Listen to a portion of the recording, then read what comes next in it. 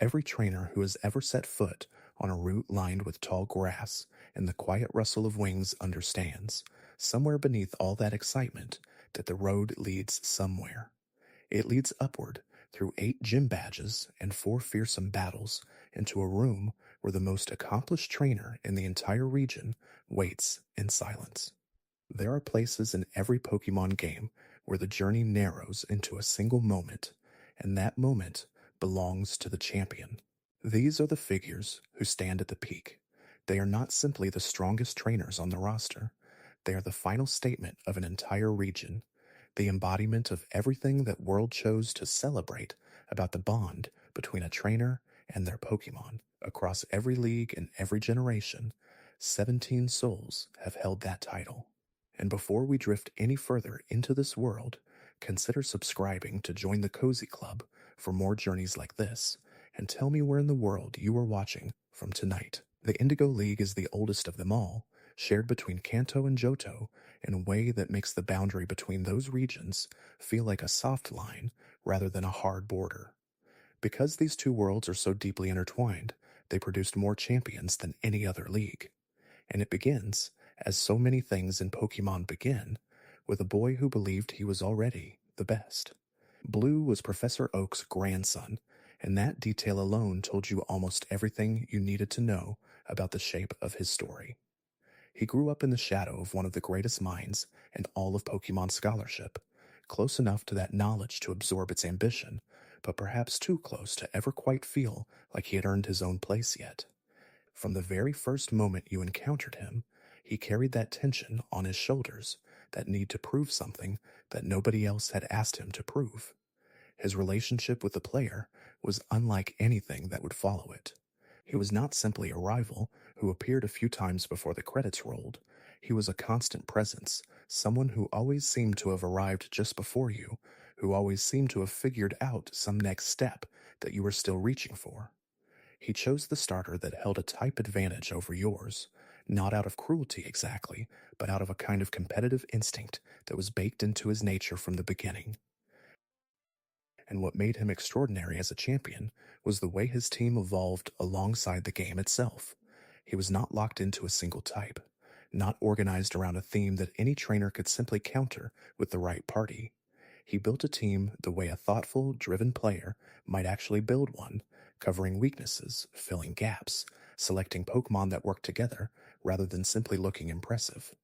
Pidgeot provided aerial coverage and speed. Alakazam brought psychic power and precision. Rhydon offered a ground anchor capable of surviving enormous punishment. And always, his starter stood at the center, fully evolved, the creature he had chosen because it gave him the best possible chance of defeating you. What the original games understood instinctively was that a champion without a type theme was genuinely frightening in a way that type-specific challengers could never quite be. Every gym leader and every Elite Four member in Kanto announced their weakness the moment you walked through the door. Brock's rock Pokemon crumbled before water. Erica's grass team withered before fire. The entire structure of the gym experience trained you to think in terms of elemental counters. And then Blue arrived, and that strategy suddenly had no clear answer. He had faced you so many times by then that he had adapted to you, or at least it felt that way. The game never quite said it aloud, but the implication was unmistakable. He had watched you fight. He had learned from those encounters, and now he had built something you could not simply counter with a single type choice. That was the first and perhaps most important lesson any Pokemon champion ever taught, that the highest level of competition exists beyond the comfort of simple answers. In Pokemon Yellow, the relationship between Blue and the player took on an additional layer of texture. His Eevee could evolve into one of 3 different forms depending on how your early battles against him went. Win both encounters in the beginning of the game, and he raised a Jolteon, leaning into speed and electrical precision. Lose both, and he raised a Vaporeon, soft and enduring, a wall that absorbed damage with patient grace. Win one and lose one, and he settled on Flareon, all heat and aggression, a creature that burned rather than endured. It was a small thing in some ways, but it transformed the rival into something reactive, something that felt genuinely shaped by your own journey rather than simply running a parallel path beside it. After stepping down from the champion position, Blue did not disappear. He returned in the second generation as the gym leader of Viridian City, occupying the seat that Giovanni had abandoned when Team Rocket fell apart. It was a significant transformation for a character who had once been defined entirely by forward momentum. As a champion, Blue was always moving towards something. As a gym leader, he was holding something, maintaining a space that someone else had left behind. He appeared again in the World Tournament events of Black and White 2, standing among champions from across every region, measured now against the full breadth of what the series had become. And in the battle tree of Ultra Sun and Ultra Moon, he returned once more as an optional challenge, older and sharper, carrying Pokemon like Tyranitar and Rhyperior and Aerodactyl that spoke to decades of accumulated experience. He remained, through all of it, one of the most complete figures in the entire series, a champion who never quite settled into the role of a memory. His place in the story of Pokémon Champions is not simply about difficulty or design, it is about what he introduced. The idea that the person waiting at the end of your journey could feel like a real trainer rather than a puzzle to be solved. Everything that came after Blue was in some way a response to what he established. Lance arrived in the champion's room with a reputation already preceding him.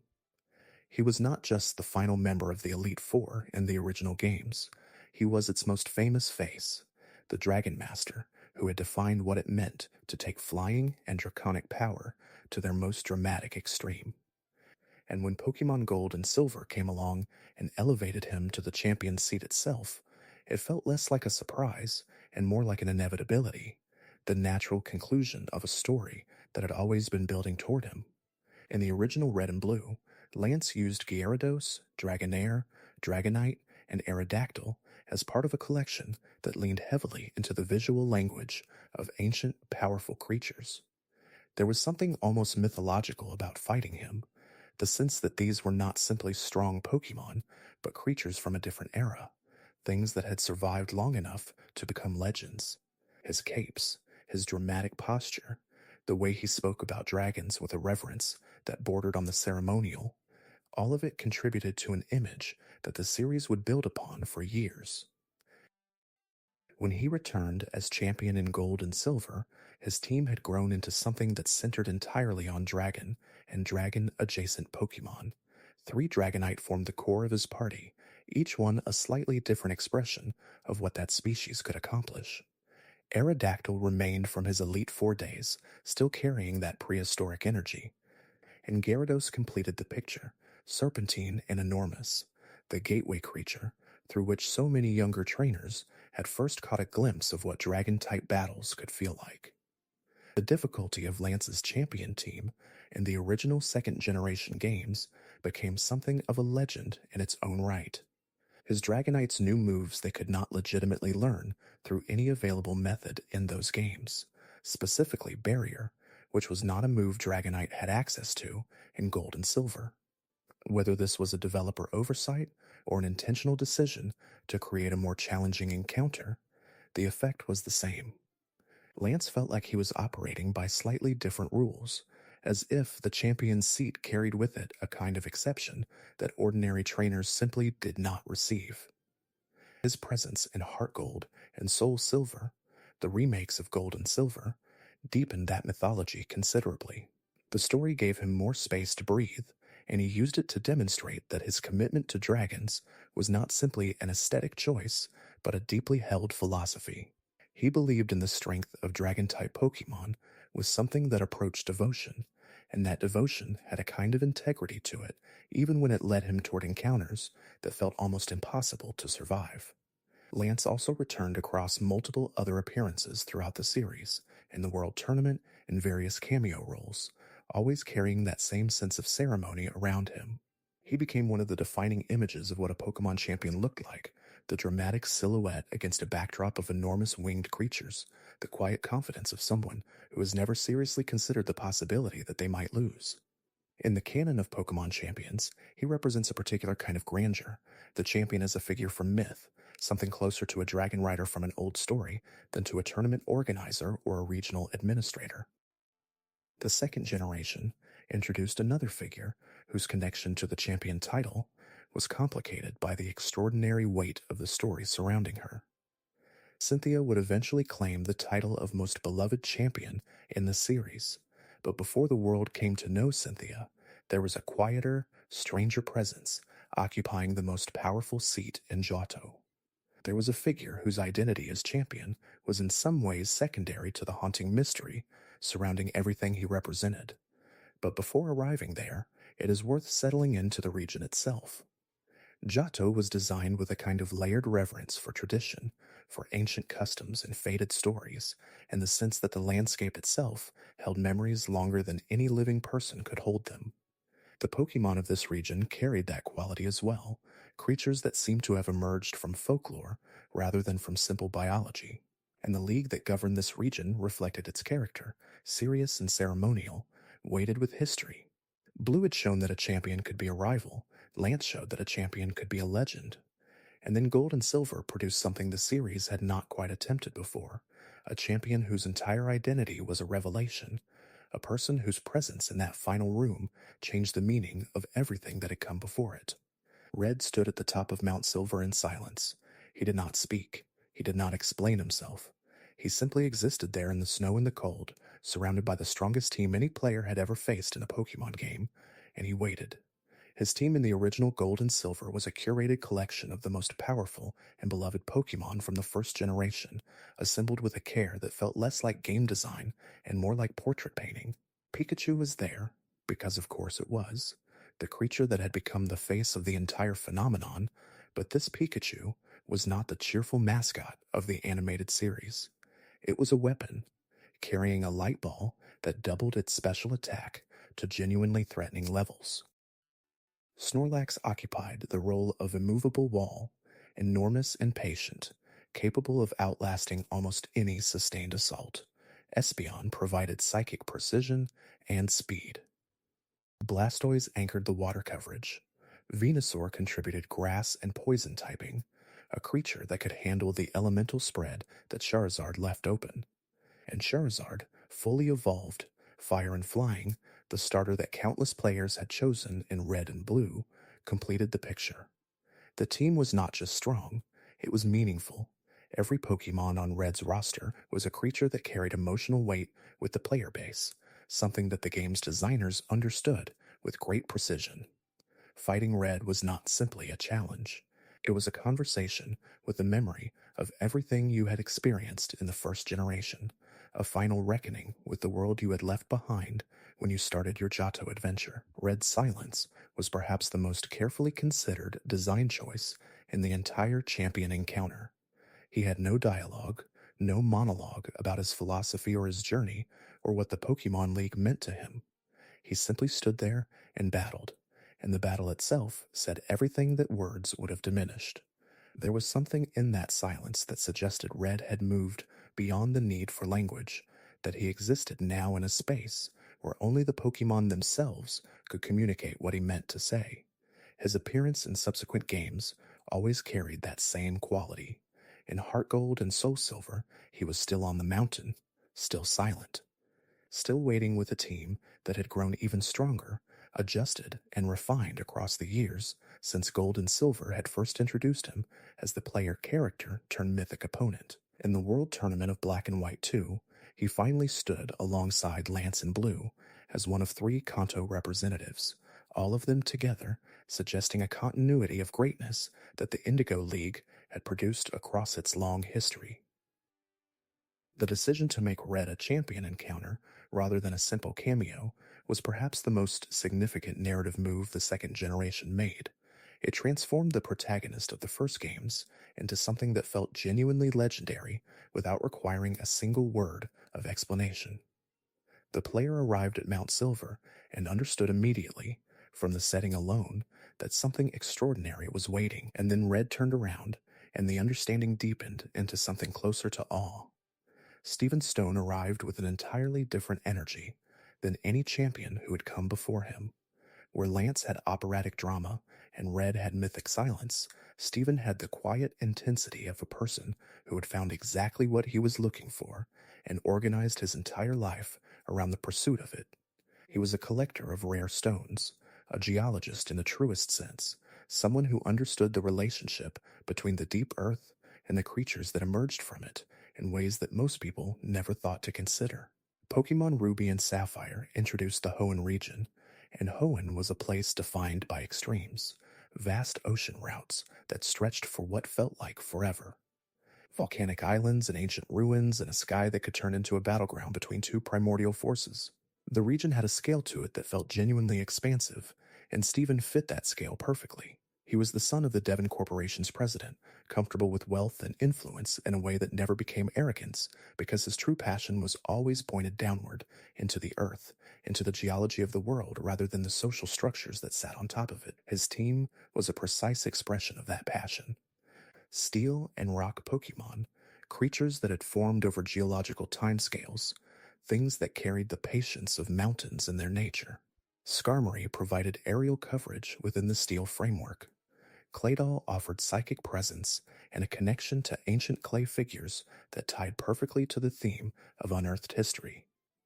Aggron stood as pure strength, a creature whose evolved form looked like it had been assembled from the mountain itself. Cradily and Armaldo were fossil Pokemon resurrected from ancient stone, which was perhaps the most perfectly on-theme inclusion possible for a trainer defined by his relationship to geological time. And then there was Metagross. Steven's signature Pokemon became one of the most iconic ace selections in the history of the champion encounters, a creature that looked like a machine assembled by natural processes, four-linked Beldum unified into a single entity of extraordinary intelligence and power. It was steel and psychic type, a combination that at the time carried very few weaknesses and an enormous number of resistances. Fighting it felt like solving a problem that changed its parameters every time you thought you understood it. Stephen's role in the story of Ruby and Sapphire went well beyond his position as champion. He appeared early, leaving clues and offering assistance, guiding the player toward understanding what was happening between Team Magma and Team Aqua, without ever quite revealing the full picture. He was a presence throughout the journey, rather than simply a destination at the end of it, and that changed the emotional weight of the final encounter. When you finally faced Stephen as champion, you were not meeting a stranger. You were completing a conversation that had been ongoing since almost the beginning. In the Emerald version, Stephen stepped aside and allowed Wallace to take the champion title, which meant that Stephen became something rarer and more interesting. A former champion who had simply decided to step back because he had other things he wanted to explore. In Pokemon Omega Ruby and Alpha Sapphire, the remakes, he returned in full force, his Metagross now capable of Mega Evolution into a form that was genuinely terrifying in battle, hovering above the arena with an aura that made every previous encounter feel like preparation for this one. Wallace carried a different kind of elegance than Stephen. Where Stephen's passion was geological, patient, oriented toward things that had existed for millions of years, Wallace was oriented toward the moment, toward the surface of water and the way light moved through it, toward the grace of movement and the visual poetry of aquatic battle. He was a contest master before he was a champion, and that history shaped everything about the way he approached Pokemon training. His connection to the water was not simply a type preference. It was an aesthetic commitment, a belief that the most beautiful thing in the world was a Pokemon moving through water with perfect efficiency, and that training was about cultivating that beauty as much as it was about cultivating power. His mentor and predecessor in the Sootopolis City Gym was Juan, another water specialist with artistic leanings, and the chain of influence between them was visible in the way Wallace spoke about his Pokemon and about the purpose of battle. In Pokemon Emerald, his champion team centered on Milotic as an ace, a creature whose design philosophy was almost identical to his own. Milotic was considered one of the most beautiful Pokemon in existence within the canon of the games themselves, a creature that had evolved from the unremarkable Phoebos through a process that required care and attention to its condition stats rather than simply grinding experience. Training in Melodic was an act of patience and understanding, which was precisely the kind of training Wallace valued most.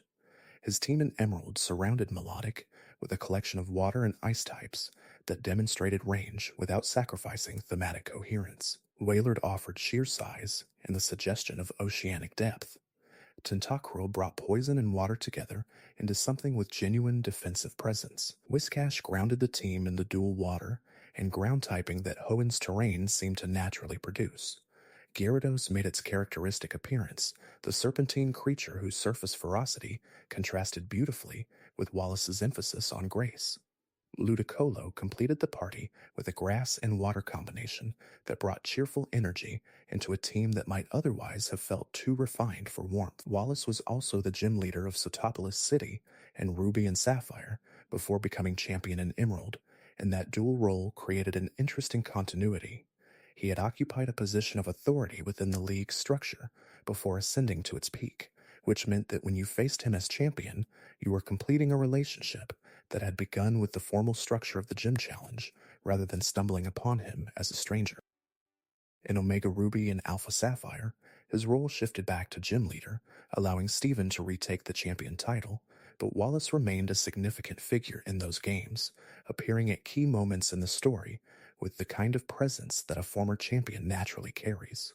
He and Steven together formed a portrait of what the Hoenn champion could be, two entirely different philosophies of training and aesthetics occupying the same position at different times.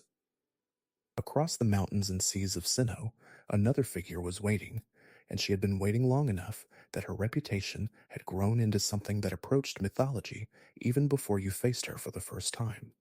Cynthia stood in the Champions Room of the Pokémon League in Diamond and Pearl as the most deeply integrated champion the series had yet produced, a figure whose presence wove through the entire narrative rather than arriving only at its conclusion.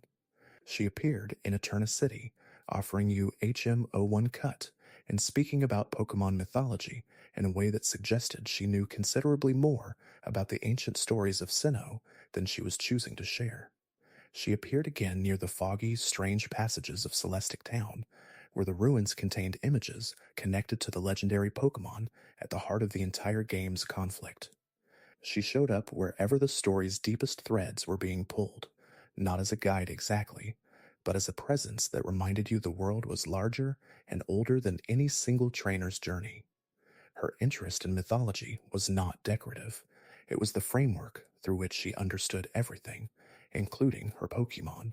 Sinnoh was a region built on ancient stories, on creation myths that explained the universe through the actions of legendary Pokemon rather than through conventional natural history. And Cynthia engaged with those stories not as a scholar standing at a respectful distance, but as a person who felt them as a living part of the landscape she had grown up within.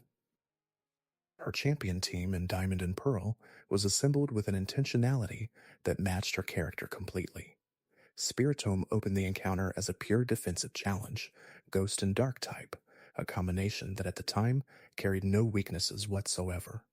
It could not be hit for super effective damage by any type in the game, which meant that the player had to find ways to simply outlast it rather than overpower it. The effect was disorienting in a way that felt entirely appropriate for a champion who valued depth over simplicity. Roserade followed, offering grass and poison coverage with strong special attack. Gastrodon, the ground and water type sea slug Pokemon, served as a bulky secondary anchor capable of absorbing hits that the rest of the team might struggle with. Lucario arrived with its fighting and steel typing, one of the most beloved Pokemon of the 4th generation, and a creature whose design seemed to carry something of Cynthia's own elegance. Melodic returned from Wallace's team, but in a different context, here functioning not as an ace but as a wall of regenerative endurance capable of recovering health repeatedly. And then there was Garchomp, pseudo-legendary dragon and ground, at that point in the game's competitive history one of the most feared Pokemon in existence, fast enough to outspeed almost everything, strong enough to hit with devastating force, typed in a way that minimized its weaknesses to only ice and dragon. Facing Garchomp as Cynthia's ace was the moment that defined an entire generation's experience of the champion encounter. It was not simply difficult, It was memorable in a way that lodged in the mind permanently. Cynthia's presence extended far beyond her home region. She appeared in Pokemon Black and White in a villa in Undella Town, suggesting that champions moved through the world between their official duties, that the title was not a confinement, but a recognition. She faced the player in optional battle there, with a team adjusted to reflect the additional years of experience she had accumulated. She returned in Black and White 2 for the World Tournament, and as a recurring figure in that game's broader competitive structure. What made Cynthia resonate across generations of players was not simply the difficulty of her team or the quality of her character design, it was the sense that she took you seriously. Every champion before her had presented the final battle as a test, a threshold to cross. Cynthia presented it as something closer to a conversation between equals, two trainers who had each found their own way to this moment and would now discover together which path had led further. That framing changed the emotional texture of the encounter in ways that were difficult to articulate, but impossible to miss. In the Pokemon anime and other extended media, her status as the most consistently celebrated champion in the community was reinforced and deepened over years of additional appearances. She fought legendarily powerful opponents. She offered wisdom that felt genuinely hard-won rather than ceremonially assigned, and she carried herself with the particular grace of someone who had never needed to prove anything, because the evidence of her strength spoke clearly enough on its own. The Unova region arrived with a different ambition than any region that had preceded it. Pokemon Black and White were designed from the beginning as a kind of reset, a new beginning for the series built on new Pokemon, new themes, and a new depth of story. The champion of Unova was not simply the strongest trainer in the region. He was woven into the philosophical conflict at the heart of the entire game. Alder was a man carrying grief. His partner Pokemon had died, which within the typically gentle emotional register of Pokemon games was an extraordinarily direct acknowledgement of loss.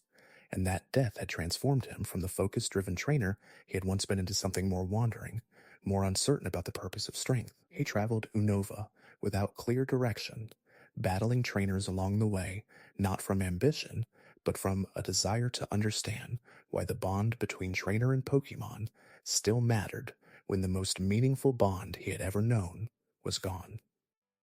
Bouffalant and Braviary completed the picture with a kind of straightforward strength that balanced the team's more thematic elements. What distinguished Alder was not the quality of his team, but the quality of his presence and the story around the championship battle itself.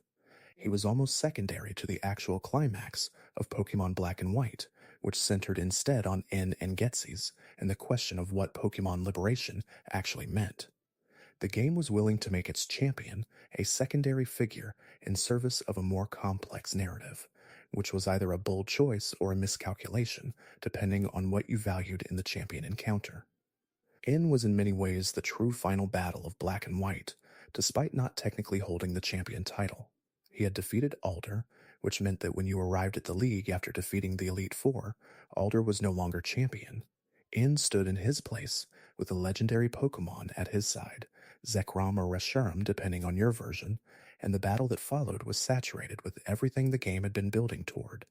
The philosophical conversation about whether Pokemon and humans could truly understand each other reached its most direct expression in that battle room. Alder returned in Pokemon Black and White 2 with a diminished but still meaningful role, having apparently rediscovered some of his earlier purpose in the years between the games. His presence in those games was quieter and more settled, the grief still there, but no longer defining him so completely. He existed now as a figure of the past, a reminder of what the Unova champion had been before the extraordinary events of the first game had changed everything.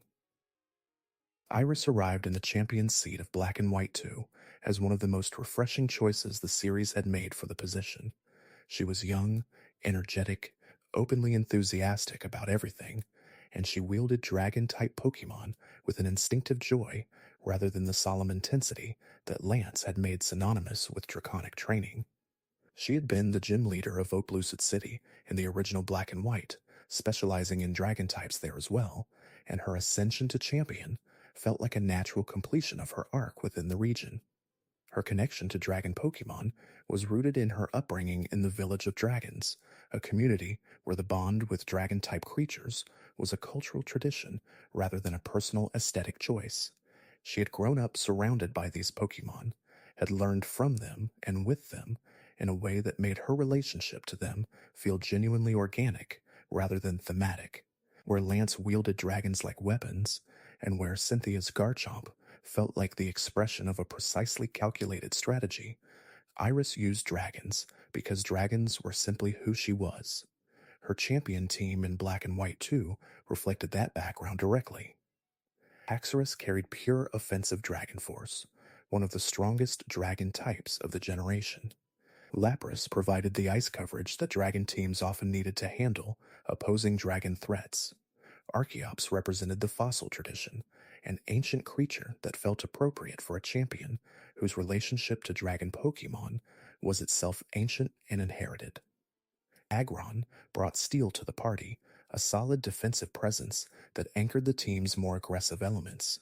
Hydreigon served as one of the game's most threatening special attackers, Dark and Dragon type, a creature that looked like it had been assembled from darker mythologies than most of Unova's Pokemon roster. And Lapras at her side carried something that was easy to overlook in the context of pure competitive analysis. Lapras was not the strongest Pokemon she could have chosen. It was not the most thematically on brand for a dragon specialist, but it was beloved, one of the most warmly regarded Pokemon in the entire series, and putting it in Iris's party suggested that her team choices were guided by affection as much as by strategic calculation. That was very much in character for her. Iris was also notable for what her presence in the champion role represented about the series' relationship to its own history. Black and White 2 were sequels rather than remakes, set in the same region 2 years after the events of the first games, and Iris's presence as champion was one of the most tangible ways the passage of time was made visible. The region had changed, the people in it had grown, and the new champion was someone who had grown up alongside the player, who had been an obstacle earlier and was now something larger. Her appearances in the Pokemon anime gave her additional texture that the games only gestured toward. The animated series traced her journey from a young dragon trainer in Oplucid City to a genuine champion candidate, and the version of Iris that appeared in later episodes of that series carried a completeness that the game's more compressed storytelling could not quite achieve. Together, the two versions of her created a portrait of a champion whose greatest strength was not her Pokemon, but her fundamental openness to growth. Kalos arrived with the 6th generation, and with it came the first truly three-dimensional Pokemon games, rendered in a way that made the world feel physically present rather than abstractly represented through top-down sprite work. The region was modeled on France, lush and elegant and saturated, with a sense of aesthetic self-consciousness that extended from the landscape down to the design of the trainers who populated it, and its champion carried that elegance in every aspect of her presentation. Diantha was a famous actress who had chosen to become the champion of the Kalos region, which was a genuinely unusual background for someone in that position. She had not dedicated her life exclusively to training Pokemon from childhood, in the way that so many champions seem to have done. She had pursued a parallel career in the arts and reached the pinnacle of that career, while simultaneously reaching the pinnacle of the league structure, which suggested a person of remarkable discipline even before you considered the specifics of her team. Her Pokemon reflected a similar duality. Hawlucha was a wrestler, theatrical in the most literal sense, its entire design built around the visual language of Mexican lucha libre performance, and having it on the team of an actress made a certain sideways sense. Tyrantrum brought ancient power in the form of a fossil Pokemon, with the presence of a dinosaur king. Aurorus offered the cool, crystalline elegance of another fossil type, ice and rock, creating a combination that felt almost architectural. Gudra provided dragon presence in a softer, more yielding form than most dragon types suggested, gentle-looking and patient-seeming even in battle. Her Mega Gardevoir was the centerpiece, a psychic and fairy type that in its mega form became something of extraordinary visual beauty, a creature that looked like it had been designed specifically to express the Kalos region's most fundamental values. Gardevoir had always been a Pokemon associated with dedication and loyalty, a creature that would give everything to protect its trainer, and in Mega form, it amplified that quality into something almost overwhelming. Battling it felt like confronting an idea as much as a Pokemon. The challenge with Diantha as a champion was the sense that her role in the main story of X and Y did not quite do justice to her position. She appeared in the narrative of the game, present at key moments in the conflict involving Team Flare and the ultimate weapon and the question of what Lissandra's plan would mean for Kalos, but she never quite stepped fully into the center of events. She was there, and she was clearly capable, but the game's focus on AZ and Lissandre and the legendary Pokemon at the story's core left her feeling slightly peripheral to the moments that mattered most. Her post-game battle in X and Y was more interesting than the initial champion encounter from a purely competitive standpoint, with a strengthened team that better reflected the resources available to someone who had held the title for years. But even that could not entirely resolve the feeling that Kalos, for all its visual splendor and narrative ambition, had not quite given its champion the stage she deserved. Alola brought the seventh generation of Pokemon games, and with it came the most dramatic structural change to the league system that the series had ever attempted. There were no gyms in Alola, there were island trials, challenges that asked trainers to prove themselves through a combination of Pokemon knowledge, environmental navigation, and battle against powerful totem Pokemon, creatures that called allies to their side and grew stronger through the connection. And at the end of that process, the first Pokemon League in Alola's history was established, fresh and untested, which meant the region's very first champion would be whoever proved themselves in its inaugural event. That person was the player. The champion of Alola in Sun and Moon was the trainer you had guided through the entire island challenge, and the first person you defeated to earn that title was Professor Kuki, who had organized the entire league and then stepped into the champion role himself simply so that the inaugural champion would have someone to defeat. It was a gesture of extraordinary generosity and also of genuine challenge, because Kukui was formidable. His team in Sun and Moon was assembled with a focus on Alolan Pokemon and the types that Alola celebrated most directly. Braviary offered the flying representation that his background as a trainer who had studied Pokemon moves across every region suggested. Magnezone brought the steel and electric combination that Kukui's academic background made appropriate. A trainer who had made himself an expert in Pokemon moves using a creature that embodied the mechanical precision of that expertise. Lycanroc in its midday form brought the wolf Pokemon's aggressive speed. Ninetales in its Alolan form shifted from fire to ice in one of the generation's most visually striking regional variants. Incineroar brought the Firestarter's final evolution, a fire and dark type wrestler whose personality felt genuinely enormous. And then, in a version-dependent twist, Kukui's final Pokemon was Solgaleo in Sun or Lunala in Moon, the version's legendary Pokemon, which he had somehow trained and befriended through, means the game left deliciously unexplained. Facing a legendary in the hands of a champion was a moment that felt genuinely extraordinary. The boundary between the mythic and the personal suddenly blurred in a way that made the battle feel unlike any championship encounter before it. In the sequel games, Ultra Sun and Ultra Moon, a figure named Hao took the title after you had already established yourself as champion, which reframed the encounter and gave it a different emotional quality. Hao was your closest friend throughout the island challenge, the person who had grown alongside you, who had struggled with the same trials and celebrated the same victories. Facing him as champion was the completion of a friendship arc rather than a conquest, two people who had helped each other become who they were now measuring themselves one final time. Hao's team in that encounter used Pokemon that felt genuinely chosen rather than assigned. Raichu in its Alolan form, light and airy and surfing on a platform of psychic energy rather than running on the ground, was a deeply personal choice from someone who had always valued the feeling of being born upward. His Komala, perpetually asleep yet fully capable in battle, had an absurdist quality that felt entirely consistent with Hao's personality, his ability to find lightness in situations that others treated with great seriousness. Galar arrived with Pokemon Sword and Shield, and with it came a region built on the passionate culture of stadium sports, where Pokemon battles were not simply personal contests, but public spectacles watched by thousands of devoted fans. The champion of Galar was not simply the best trainer in the region. He was a celebrity, a figure whose face was on advertising boards, and whose battles drew crowds so large that they needed to be held in stadiums designed specifically for them. Leon had never lost a battle. That was the foundation of his character, the fact around which everything else about him organized itself.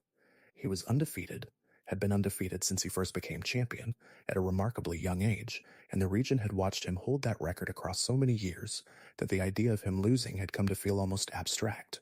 He was warm and confident and genuinely enthusiastic about Pokemon battling in a way that felt authentic rather than performed, and he wore a distinctive cape that had become iconic enough that his younger brother Hop had adopted one in imitation. His team was built around the Dragon and Fire combination that felt entirely natural for someone whose public image centered on overwhelming power delivered with flair.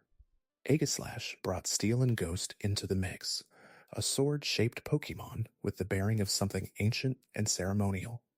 Haxorus returned from Iris's team, but used here with a different context, the same dragon ferocity applied to a different emotional tone. Dragapult was a dragon and ghost type that brought extraordinary speed to the party, a creature whose design suggested something like a stealth aircraft, all swept angles and dangerous precision. Cinderace was his version companion starter, available in Sword, a fire rabbit whose athletic design matched the stadium sports culture of Galar perfectly. And Charizard. Leon's Gigantamax Charizard was the centerpiece of the most dramatically presented champion encounter the series had produced. A creature familiar enough to carry the weight of the entire franchise's history, but presented in a form that transformed familiarity into something genuinely new.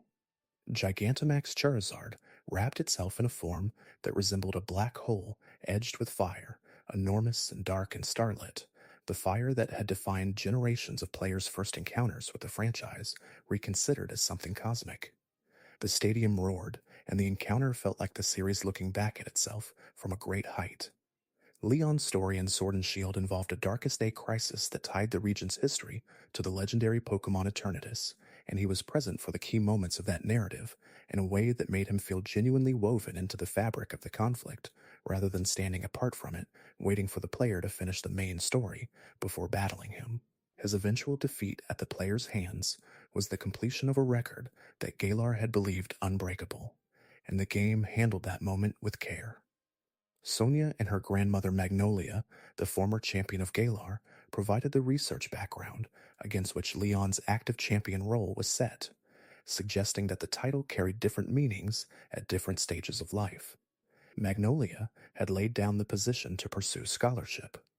Leon wore it with the energy of someone who had never considered doing anything else, and eventually, even his record fell. The Crown Tundra DLC for Sword and Shield introduced Peony, a character whose presentation as a battle-focused explorer of legendary Pokemon combined elements of several champion archetypes into something that felt genuinely new.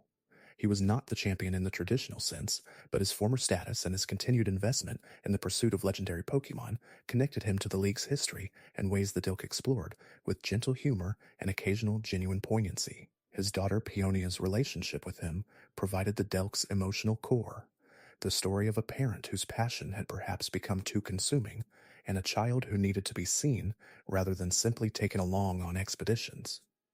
It was not the typical champion story, but it used the framework of the champion's extraordinary investment in Pokemon to tell something that felt genuinely human and recognizable. The Isle of Armor Delk introduced Mustard, the retired champion whose dojo had trained both Leon and Clara or Avery, depending on your version, providing a direct lineage between the great champion and the institution that had shaped him.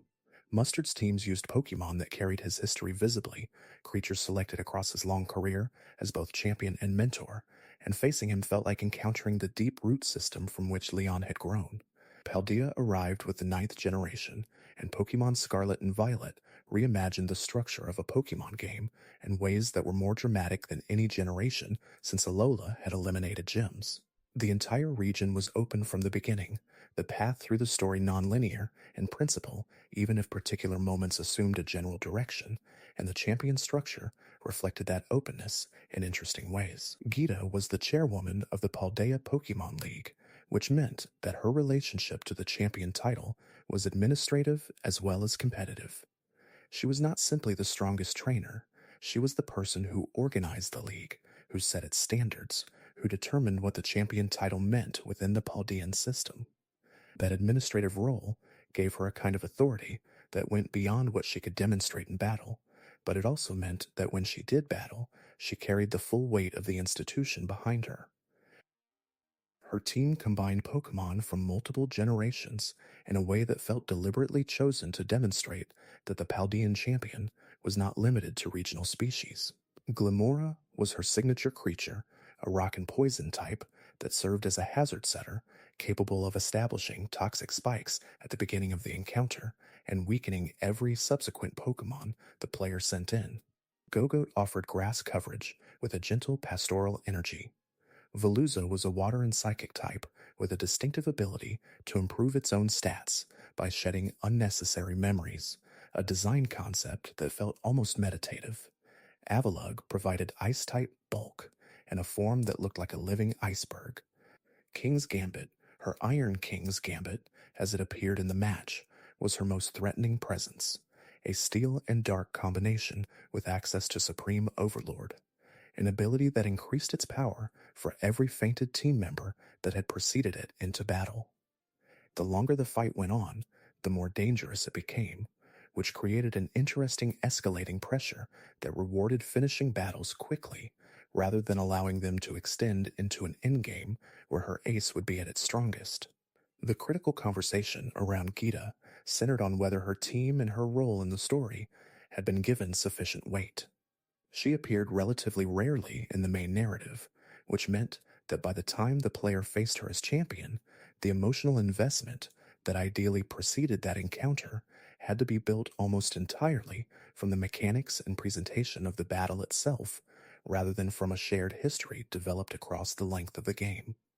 Her rematch team addressed some of the concerns about her initial champion team, featuring a stronger and more cohesive selection that included Dragapult and gave King's Gambit the central role it perhaps should have occupied from the beginning. What her presence in the champion conversation demonstrated was that the series was still thinking actively about what the champion encounter should feel like, still experimenting with different frameworks for what made that final battle meaningful.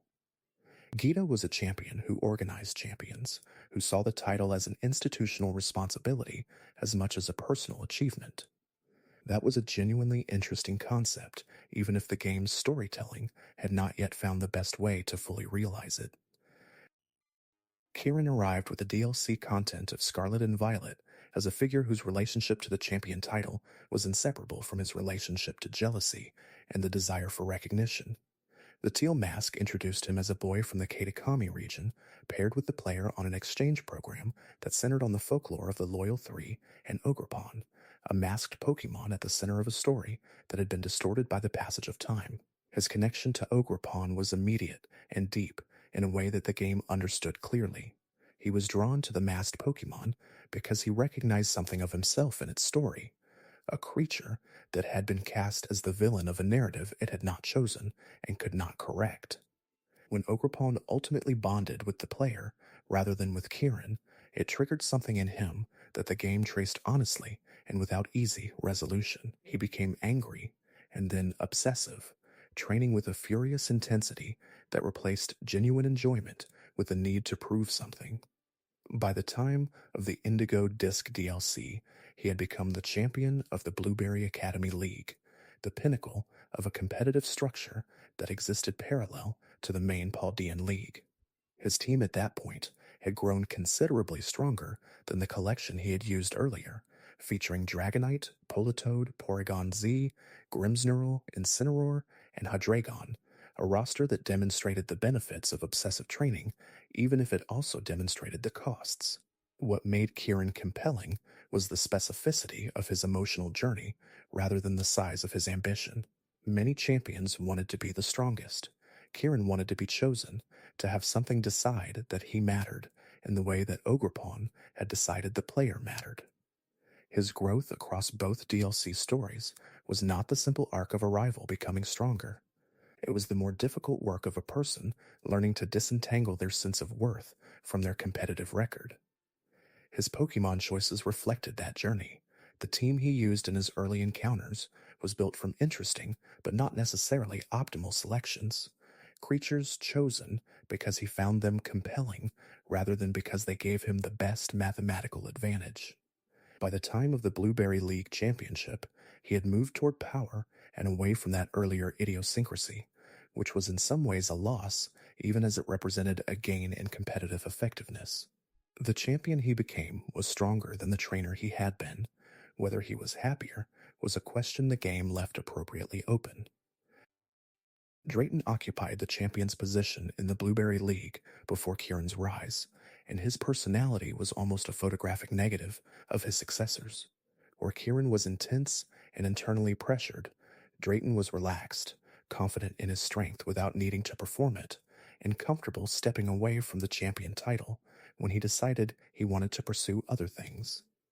His Dragon-type team used Dragonite, Haxorus, Flygon, Sceptile, Kingdra, and Archaludon in a configuration that demonstrated deep tactical thinking beneath the casual presentation. His assembly of held items and abilities created interactions that turned each dragon into a specific threat rather than a member of a generically powerful type. The Dragonite's extreme speed provided priority in a format where most dragon moves were slow. The Haxorus's Dragon Dance paired with a Focus Sash meant it could not be prevented from setting up at least once. The Sceptile's Unburden ability meant that taking a super effective hit would transform it into one of the fastest things in the battle. Kingdra combined with Rain Dance to create a speed threat that could appear unexpectedly in the middle of the encounter. Archaludon's Assault Vest gave it survivability that its already strong defensive typing enhanced further. Drayton represented a champion archetype that the series had explored in various ways, but rarely with such directness. The trainer who holds the title because they happen to be the strongest, rather than because the title is the organizing principle of their life. He was strong enough to be champion. He became champion. He stepped away when he felt like it. And when he was brought back into competition through the events of the Indigo Disc, he engaged with that challenge with genuine enthusiasm while remaining entirely unrattled by what it meant in terms of his identity. That ease was its own kind of impressive. Many champions defined themselves through their position. Drayton defined his position through himself, which was a different and perhaps more sustainable relationship with power. Looking across the full span of all 17 champions, patterns emerge that illuminate what the Pokémon series has been trying to understand across every generation of its existence. The earliest champions, Blue and Lance, established the template from which everything subsequent departed. Blue asked the question of what a champion's team should look like when it was built to defeat you specifically, rather than to express a philosophy. Lance asked the question of what a champion looked like when the title was inseparable from a mythic identity. Red answered a different question entirely, the question of what a champion could be when they were not functioning as a traditional final boss, but as a representation of everything you had left behind to reach this point. His silence was not an absence of character, but an expression of a character so complete that language would have diminished it. Every player who reached him on Mount Silver brought their own interpretation to that encounter, their own sense of what the protagonist of Red and Blue had become in the years since those original adventures, and the game was wise enough to leave that space open. Stephen and Wallace together explored the question of whether the champion could be a person defined primarily by a passion that existed outside of pure competitive training, by geology, or by the aesthetic dimension of Pokémon contests. Both answers were yes. Both champions were compelling precisely because their relationship to their Pokémon was organized around something larger than the desire to win, which made their teams feel like expressions of worldview rather than simply selections optimized for battle. Cynthia raised the bar for what integration between champion and narrative could look like. She was present throughout the game, not as an obstacle or a destination, but as a thread, something that reappeared at significant moments and reminded you that the world of Sinnoh was connected across all its disparate locations by people who cared deeply about its most important stories. Her team was strong in a way that felt inevitable rather than arbitrary, each Pokemon selected for reasons that made sense when you understood who she was. Alder asked what a champion looked like when grief had loosened the grip of ambition, when the thing that once drove a person forward had been transformed by loss into something more diffuse and searching. He was less a pinnacle and more a human being at a particular stage of an ongoing journey, which was either the series' most honest representation of what greatness actually looks like, or a miscalculation about what the champion encounter needed to deliver. Perhaps both things were true simultaneously. Iris brought youth and instinctive joy to a position that had often been occupied by figures of considerable gravitas. Her dragon-type loyalty was not the solemnity of Lance or the precision of Cynthia's Garchomp selection, but something warmer and more personal, rooted in a community tradition that made her relationship to those Pokemon feel inherited as much as chosen. She reminded the series that the champion did not need to feel ancient or accomplished to be genuinely impressive. Diantha carried elegance and a dual career in a direction the series had not previously explored, a champion whose public life existed in multiple domains, and who brought the discipline required to excel in each of them to the business of being the strongest trainer in Kalos. Her Mega Gardevoir remains one of the most visually striking ace Pokemon in Champion history, even when the narrative context that should have amplified her fell somewhat short of its potential. Kukui's temporary champion status for the inaugural Alola League was one of the most creative structural choices the series had made, using the novelty of a first championship to create an encounter that felt genuinely unprecedented, rather than simply the most recent version of a familiar pattern. His love for Pokemon moves, and his careful assembly of a team designed to test the limits of the new league structure he had built, made the battle feel personal in ways that straightforward supremacy would not have achieved.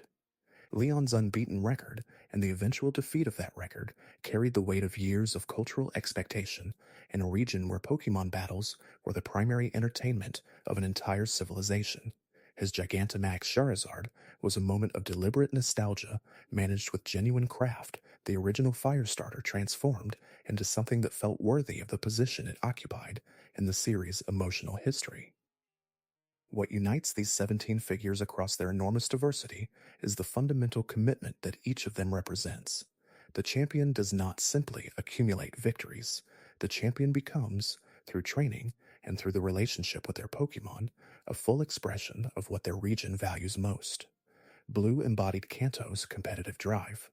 Lance embodied Johto's ancient grandeur. Stephen embodied Hoenn's geological patience. Cynthia embodied Sinnoh's mythological depth. And so on through every generation, each champion a mirror held up to the region that produced them. The Pokemon that champions carry tell this story as clearly as anything the game explicitly states. Metagross, assembled from ancient metal and psychic intelligence, feels exactly right for a champion whose passion is for the deep history of the earth. Melodic, evolved through patient cultivation of beauty rather than through combat power alone, feels exactly right for a champion whose training philosophy centers on the aesthetic dimension of the bond between trainer and Pokemon. Garchomp, fast and powerful, and carrying a ferocity beneath the calm surface of its trainer's assured presentation, feels exactly right for someone who sees the Pokemon world as built on stories that reward attention. The champion encounter has always been the series' most direct statement about what it believes Pokemon training ultimately means. Not the accumulation of power for its own sake, but the deepening of a bond that transforms both trainer and Pokemon into something neither could have become alone. Every champion demonstrates this in their own way. Every team is a portrait of a relationship carried to its highest possible expression. The league structures through which these champions are reached have evolved considerably across the generations as well. The original Elite Four model was simple and elegant, 4 specialists followed by a generalist, a sequence that built difficulty in a clear linear progression and ended with the surprise of a champion who had been hidden behind the Elite Four's challenge. That model proved durable enough that most subsequent games maintained it while making various modifications to pacing, presentation, and the specificity of the champion's connection to the broader story. Alola's trial system replaced the gym structure with something that felt more culturally specific, more embedded in the particular character of a region that the game portrayed as deeply connected to tradition and community. The absence of gyms was genuinely disorienting at first, and then, as the game proceeded, felt inevitable, the natural form that this particular region's challenge structure would take. The league that emerged at the end of that process was newly built and somewhat uncertain, and the champion who emerged from its inaugural event was you, which was the only answer that made structural sense. Galar returned the gym structure, but transformed it into stadium spectacle, emphasizing the public dimension of Pokemon battling in a way that had previously been present, but never this central. The champion was not simply the strongest trainer, but the most visible, the most culturally significant, the person whose face represented the entire competitive culture of the region to everyone who lived there. That reframing changed the emotional texture of the champion encounter in subtle but significant ways. Paldea's fully open structure was perhaps the most radical reimagining of the journey to champion, dispersing the narrative across 3 simultaneous story paths and allowing the player to pursue each of them in whatever order felt natural to their exploration of the region. The champion encounter at the end of that process carried the accumulated weight of 3 interwoven stories rather than a single linear progression, which created a different kind of emotional intensity than any previous game had attempted. Each structural innovation carried with it an implicit argument about what the champion encounter should feel like. The linear Elite Four model argued for escalating tension, for the sense that each successive challenge was building toward an inevitable peak. The trial system argued for cultural immersion, for the sense that becoming champion meant becoming genuinely part of a place's most important traditions. The stadium spectacle argued for communal stakes, for the sense that your victory was a public event that mattered beyond your personal journey. The open world structure argued for accumulated understanding, for the sense that champion worthiness emerged from the breadth of engagement rather than the depth of a single path. None of these arguments was definitively correct. Each of them was true to the values of the region it expressed, and each champion who waited at the end of these various structures embodied those values fully enough that the encounter felt like an arrival rather than simply a conclusion. The question of what makes a champion truly memorable is one that the community has debated with great affection across every generation. Difficulty alone has never been a sufficient answer. Some of the most beloved champions presented genuinely challenging battles. Others did not. Some of the most memorable encounters were memorable because of their emotional context rather than their competitive challenge, the specific weight of what it meant to reach that room and face that person at that moment in the journey. Red's encounter is perhaps the clearest example of this, a battle that is remembered not primarily because of its mechanical difficulty, but because of everything surrounding it: the trek up the mountain, the silence, the snow, the team assembled from the beloved creatures of a previous generation. The battle itself was hard, but the hardness was inseparable from everything that made the setting mean something. Cynthia's encounter is remembered partly for Garchomp's genuine threat, but equally for the accumulation of her presence across the entire game. The sense that the person you were finally battling was someone you had been building a relationship with across the length of your journey.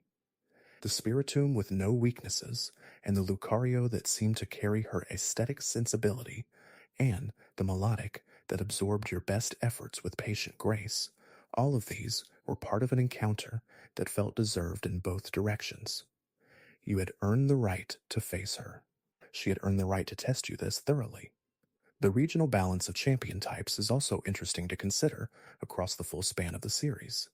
Dragon types appear with particular frequency among champions, Lance, Iris, Kieran, and Drayton, all organizing their teams around the dragon affinity, while Cynthia's Garchomp and Steven's Metagross carried pseudo-legendary dragon typing, even within teams that were otherwise diverse. There is something about the dragon type that suits the champion role.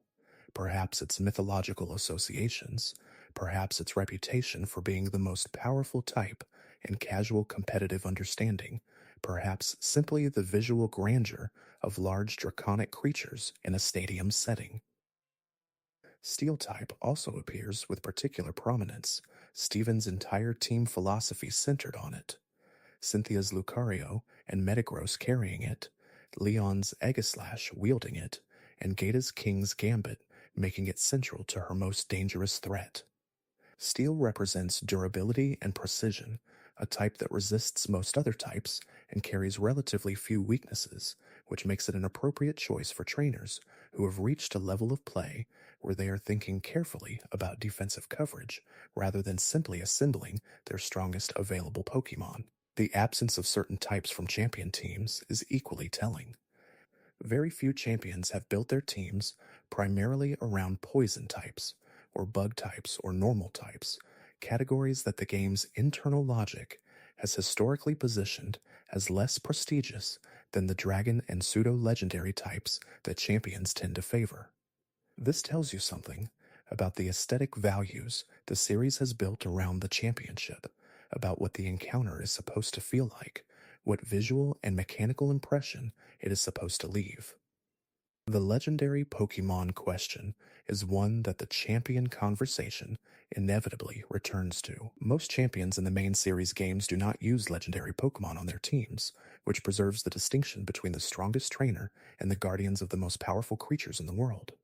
Kukui's temporary use of a version legendary in Sun and Moon was an exception significant enough to be memorable precisely because of its rarity, a champion who had formed a bond with a creature of mythic status and brought it to the most significant battle of the region's first league. The encounters with legendary Pokemon within Pokemon games are generally handled as separate from the champion system, part of the world's most extraordinary stories, rather than part of the competitive structure that crowns its best trainers. Champions inhabit the peak of the human training hierarchy. Legendaries exist outside that hierarchy entirely, in a category where power is measured differently and the relationship between creature and trainer is more mysterious and less predictable. When a champion encounters a legendary alongside the player in the narrative, as happens with many story-significant moments across the series, the champion's role is typically to witness and assist rather than to battle and capture. They are the human institutional authority, acknowledging the presence of something that transcends human institutions. Cynthia watching you approach Dialga, or Palkia at Spear Pillar, understood exactly what that moment required of her. Lance stepping aside when the legendary beasts moved through Johto understood the same thing. The visual design of Champions has told its own consistent story across the series. Champions tend toward distinctive silhouettes, recognizable color schemes, and clothing choices that mark them clearly as people of significance rather than ordinary trainers. Lance's red and white bodysuit and dramatic cape established an early template for the theatrical presentation of championship. Leon's enormous cape, too large for practical use and clearly designed for spectacle, made the same point in Galar's sports entertainment context. The champion's appearance was not incidental to their identity, but an extension of it, a visual statement made before a single battle command had been entered. The color black appears with striking frequency in champion designs. Cynthia's coat, Leon's reversed cap and shorts, Gita's structured jacket, the darkness of Leon's Charizard in its Gigantamax form. There may be a deliberate design language being employed, black as a color that suggests depth and seriousness, that catches attention by contrast to the generally vivid Pokemon world surrounding it. Or the pattern may be more casual than that, simply the result of individual designers independently reaching for a color that reads as authoritative. The music that accompanies champion encounters has been one of the series' most consistently celebrated compositional achievements. Each game has composed a champion theme that rises above the gym leader themes and Elite Four themes in ambition and emotional weight, building on the specific qualities of the region's broader musical palette while escalating them into something that feels genuinely significant. The Indigo League champion theme, first heard in Red and Blue, established a template of steadily building intensity that subsequent games both honored and departed from. It conveyed urgency and excitement without sacrificing the melodic clarity that made Pokemon music so enduring. The Sinnoh Championship theme that accompanied Cynthia's battle became perhaps the most celebrated of all, a piece of music that players reported hearing in their minds during difficult moments for years after completing the game, as if the encounter had impressed itself on memory more completely than almost any other element of the experience. The Galar Champion encounter was accompanied by music that incorporated the sounds of a packed stadium into the arrangement itself, crowd noise and building energy creating an atmosphere that was physically larger than any previous champion theme had attempted. The difference between fighting a champion in a small still room at the top of an Elite Four and fighting a champion in the center of a roaring stadium was enormous, and the music was one of the primary vehicles through which that difference was communicated. The post-game rematches that many games offer against champions after the initial victory are worth considering separately as a category, because they often reveal a different dimension of what the champion is capable of than the first encounter showed. The rematch team is typically stronger, sometimes dramatically so, reflecting the additional training that a champion would logically pursue after losing for the first time.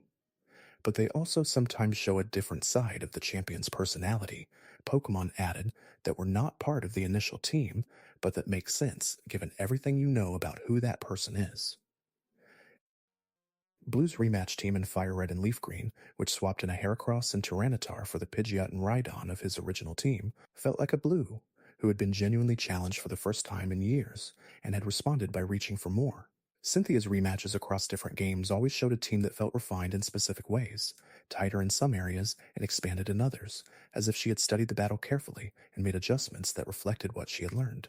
Gita's rematch in Scarlet and Violet addressed criticisms of her initial team directly, suggesting that the designers understood what had been lacking and used the rematch as an opportunity to provide a more complete expression of her championship caliber. The rematches also serve a narrative function that the initial encounter sometimes cannot. The first meeting with the champion is the culmination of a journey, weighted with everything that has come before it. The rematch exists outside that narrative weight, a purely competitive encounter between a trainer who has already been beaten and wants to know if that result is stable or if the player's advantage can be defended. That shift in context changes the meaning of the battle in subtle but significant ways.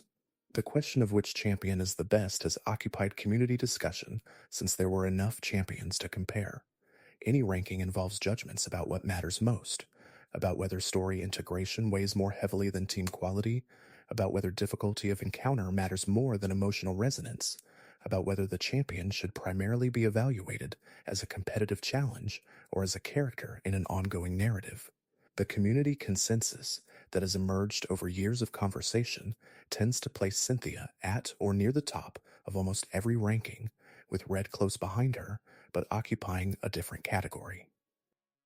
Steven tends to rank highly among players who value thematic coherence and character integration, while Wallace occupies a more niche position as a favorite of players who appreciate the aesthetic dimension of Pokemon training that contest culture represents.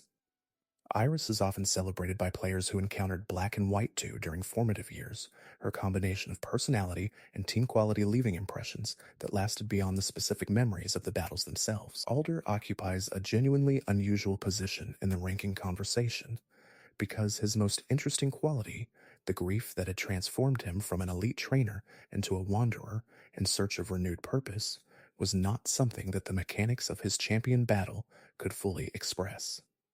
You could know his backstory and find his team somewhat disappointing precisely because the most compelling thing about him existed outside the encounter rather than within it.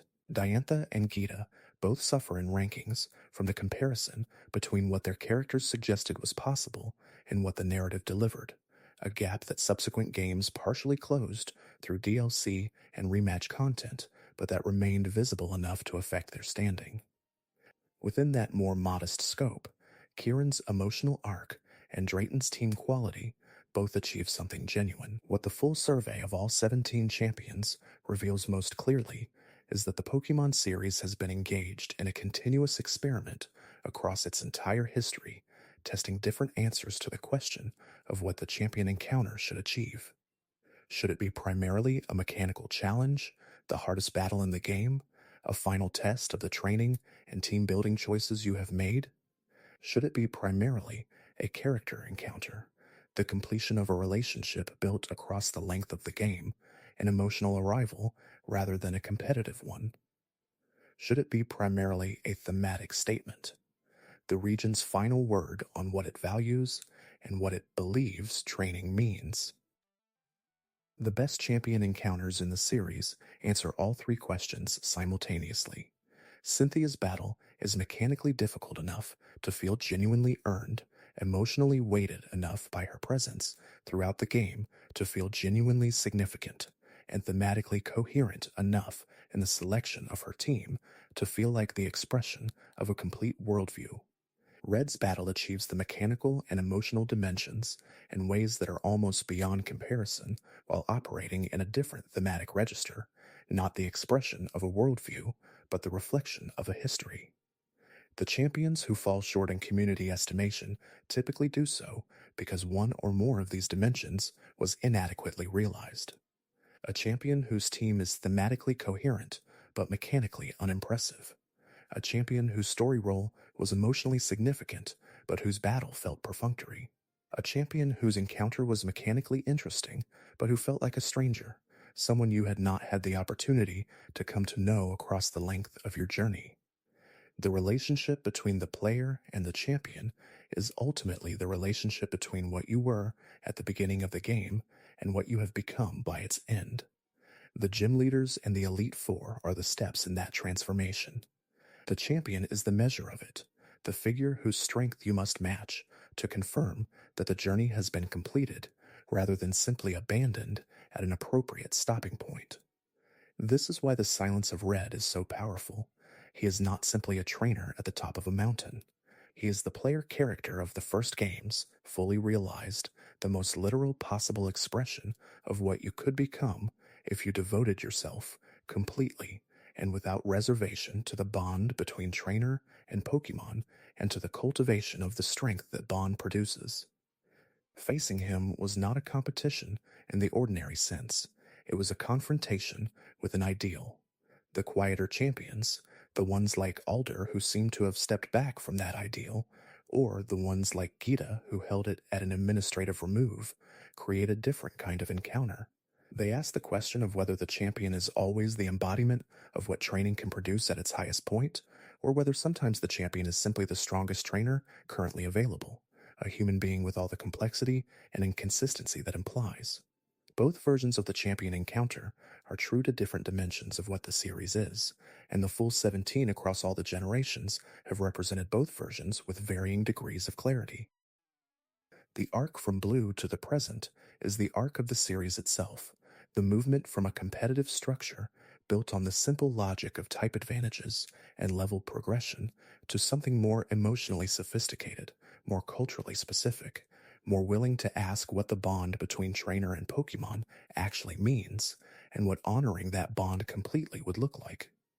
Each champion represents a point on that arc, a particular answer to those questions at a particular moment in the series' development. And the Pokemon themselves are the clearest expression of that development, from the mixed teams of Blue to the geologically patient steel collections of Steven to the mythology-saturated dragon and psychic types of Cynthia to the cultural specificity of Alola's regional variants in Kukui's party to the tactical sophistication of Drayton's dragon team. The Pokemon that champions have carried tell the story of a series learning more precisely over time what the final battle is supposed to communicate. The creatures are never simply strong. They are always meaningful, always selected for reasons that extend beyond pure statistical optimization into something that reflects who the champion is and what they believe about the bond between trainer and Pokemon. That meaningfulness is what makes the champion encounter the emotional peak of every Pokemon game, the moment that the rest of the journey has been building toward without quite being able to say so directly. There is something worth exploring more carefully in the way each champion's home region shaped not just their team, but their fundamental understanding of what Pokemon training was supposed to accomplish. Kanto was a region organized around the logic of progress, a sequence of challenges arranged in a clear order that rewarded systematic advancement more than any other approach. The gym badges were collected in roughly the same order by every trainer. The path was narrow, even if the world felt expansive, and the lessons learned at each stage accumulated into a competence that was measured against the Elite Four and then the champion at the end. Blue emerged from this structure as a trainer who had internalized its logic completely. He was better than you, because he had moved through the same challenges faster, had learned the same lessons more quickly, had assembled a team that covered more weaknesses with greater precision. His superiority was never mysterious. It was quantifiable, the product of effort and intelligence and a willingness to push further than anyone around him was pushing. What made him interesting as a human being was the edge that willingness carried. He was not simply driven. He was driven in a direction that sometimes crowded out the people around him, that treated even his own grandfather as a source of competitive pressure rather than as a source of warmth and continuity. The relationship between Blue and Professor Oak was one of the most quietly complicated dynamics in the original games. A young man who had grown up adjacent to one of the world's most celebrated Pokémon scholars, and who had come to understand that proximity has both a gift and a weight. The gift was access to extraordinary knowledge and resources. The weight was the constant implicit comparison, the question of whether his achievements were his own or simply the product of that proximity. His eventual movement from champion to gym leader was a kind of peace with that question. He chose to hold something rather than to ascend further, to maintain a role within the league structure rather than to continue pursuing the pinnacle that had been his initial ambition. Whether that represented growth or simply a change in direction was something the games never quite resolved, and perhaps that ambiguity was the most honest thing they could have offered. Johto asked different questions than Kanto. It was a region that coexisted with its history rather than moving past it, where ancient traditions and modern conveniences occupied the same space without obvious tension, where ruins and radio towers stood in the same landscape and seemed to understand each other. Lance belonged to this region completely, even though his primary association was with the Elite Four of Kanto, because the dragon mythology that defined him was the kind of mythology that Johto valued most. Dragons were ancient creatures in the understanding of the Pokémon world, things that had existed for longer than organized human civilization in the regions, that carried in their natures the memory of a world before badges and leagues and formal competitive structures. His 3 Dragonite in the Gold and Silver Championship encounter communicated something specific about his commitment. A single Dragonite would have been impressive. 3 Dragonite transformed the encounter into a statement about what it meant to dedicate yourself completely to a particular kind of creature. He had not assembled a balanced team in the way Blue had. He had assembled a choir singing one note in 3 distinct harmonies, and the effect was something closer to ceremony than to competition. The mountain silence of Red represented something that no champion before or since has quite replicated, the conversion of a protagonist into a legend within the span of a single sequel game. The player character of Red and Blue had no canon personality, no spoken lines, no expressed preferences beyond the choices that the player made on their behalf. That blankness was the condition of identification, the empty space into which any player could project themselves. And then Gold and Silver took that blank space and placed it atop a snowy mountain, surrounded it with the strongest team in the game at that point, and left it there in silence. What the encounter asked you to feel was complex and perhaps not fully articulable. There was something like recognition, the familiar creatures of the first generation assembled in service of an opponent who had once been you. There was something like guilt, the sense that in moving on to Johto, you had in some way abandoned the person who had conquered Kanto, left them on that mountain with nowhere further to go. There was something like awe at the sheer accumulated weight of what had been accomplished. A trainer who had defeated the Elite Four of Kanto, become champion, defeated Team Rocket, and then simply kept going, kept training, kept reaching for something past the highest point the institutional structure had offered. His silence said that he had found it, or perhaps that the question of finding it no longer interested him, that the journey was its own answer and the destination had become irrelevant. He was there not to demonstrate his achievement, but to offer the next generation of trainers their own version of what Kanto had offered him, the opportunity to become something they had not previously been by defeating something they had previously been. Stephen's passion for geology was an expression of this quality taken to its deepest level. He was not simply interested in the surface features of the region, the routes and the cities and the Pokémon habitats visible to any trainer who passed through. He was interested in what lay beneath all of that, the rock layers that held the history of everything Hoenn had been before human civilization arrived and began organizing it into gyms and cities and league structures. His team of steel and rock types reflected this interest in a way that felt less like thematic choice and more like a worldview. These were creatures of endurance, things that had formed over enormous timescales and that carried in their natures the patience of deep geological time. His relationship with the player across the main story of Ruby and Sapphire was the most sustained champion as companion dynamic the series had produced at that point. He was not simply the destination. He was a presence throughout the journey, appearing at significant locations, offering guidance that was genuinely helpful rather than simply exposition, demonstrating through his own choices and priorities what it meant to engage with the region more deeply than most trainers had thought to do. When you finally faced him as champion, you were completing a relationship that had been building across the entire length of the game.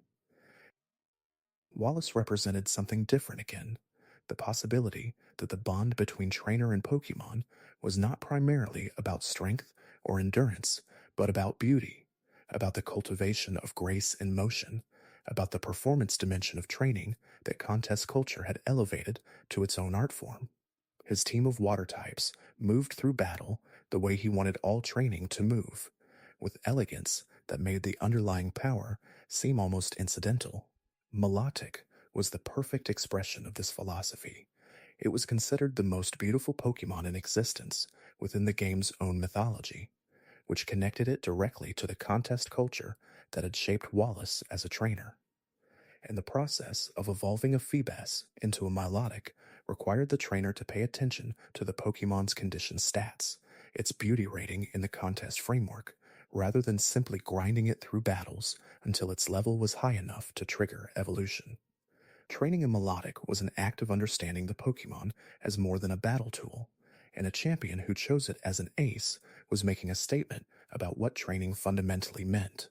His aesthetic commitment extended beyond his team to the way he spoke about Pokemon, the way he moved through the world of Hoenn, the way his gym in Sotopolis City was designed as much for visual impact as for competitive challenge.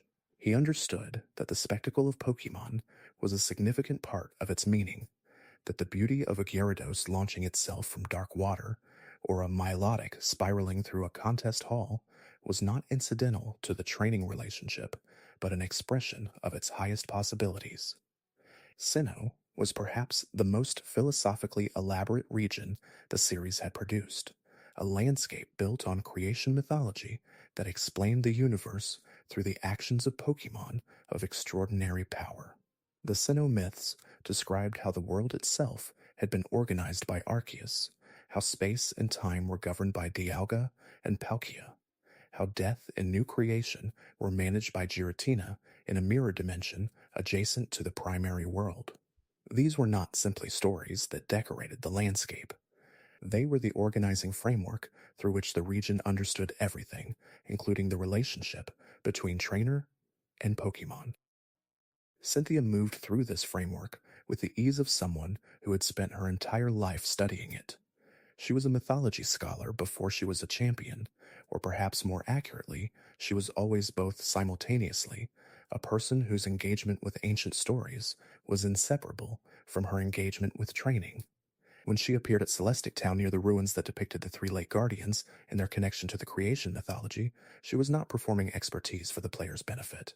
She was sharing something she genuinely cared about more than anything else, the sense that the Pokemon who lived in the modern world were continuous with the Pokemon who had shaped the ancient one, that the Riolu your trainer might carry in their party was connected by an unbroken line of kinship to the Lucario who had stood in ancient legends. Her team expressed this understanding concretely.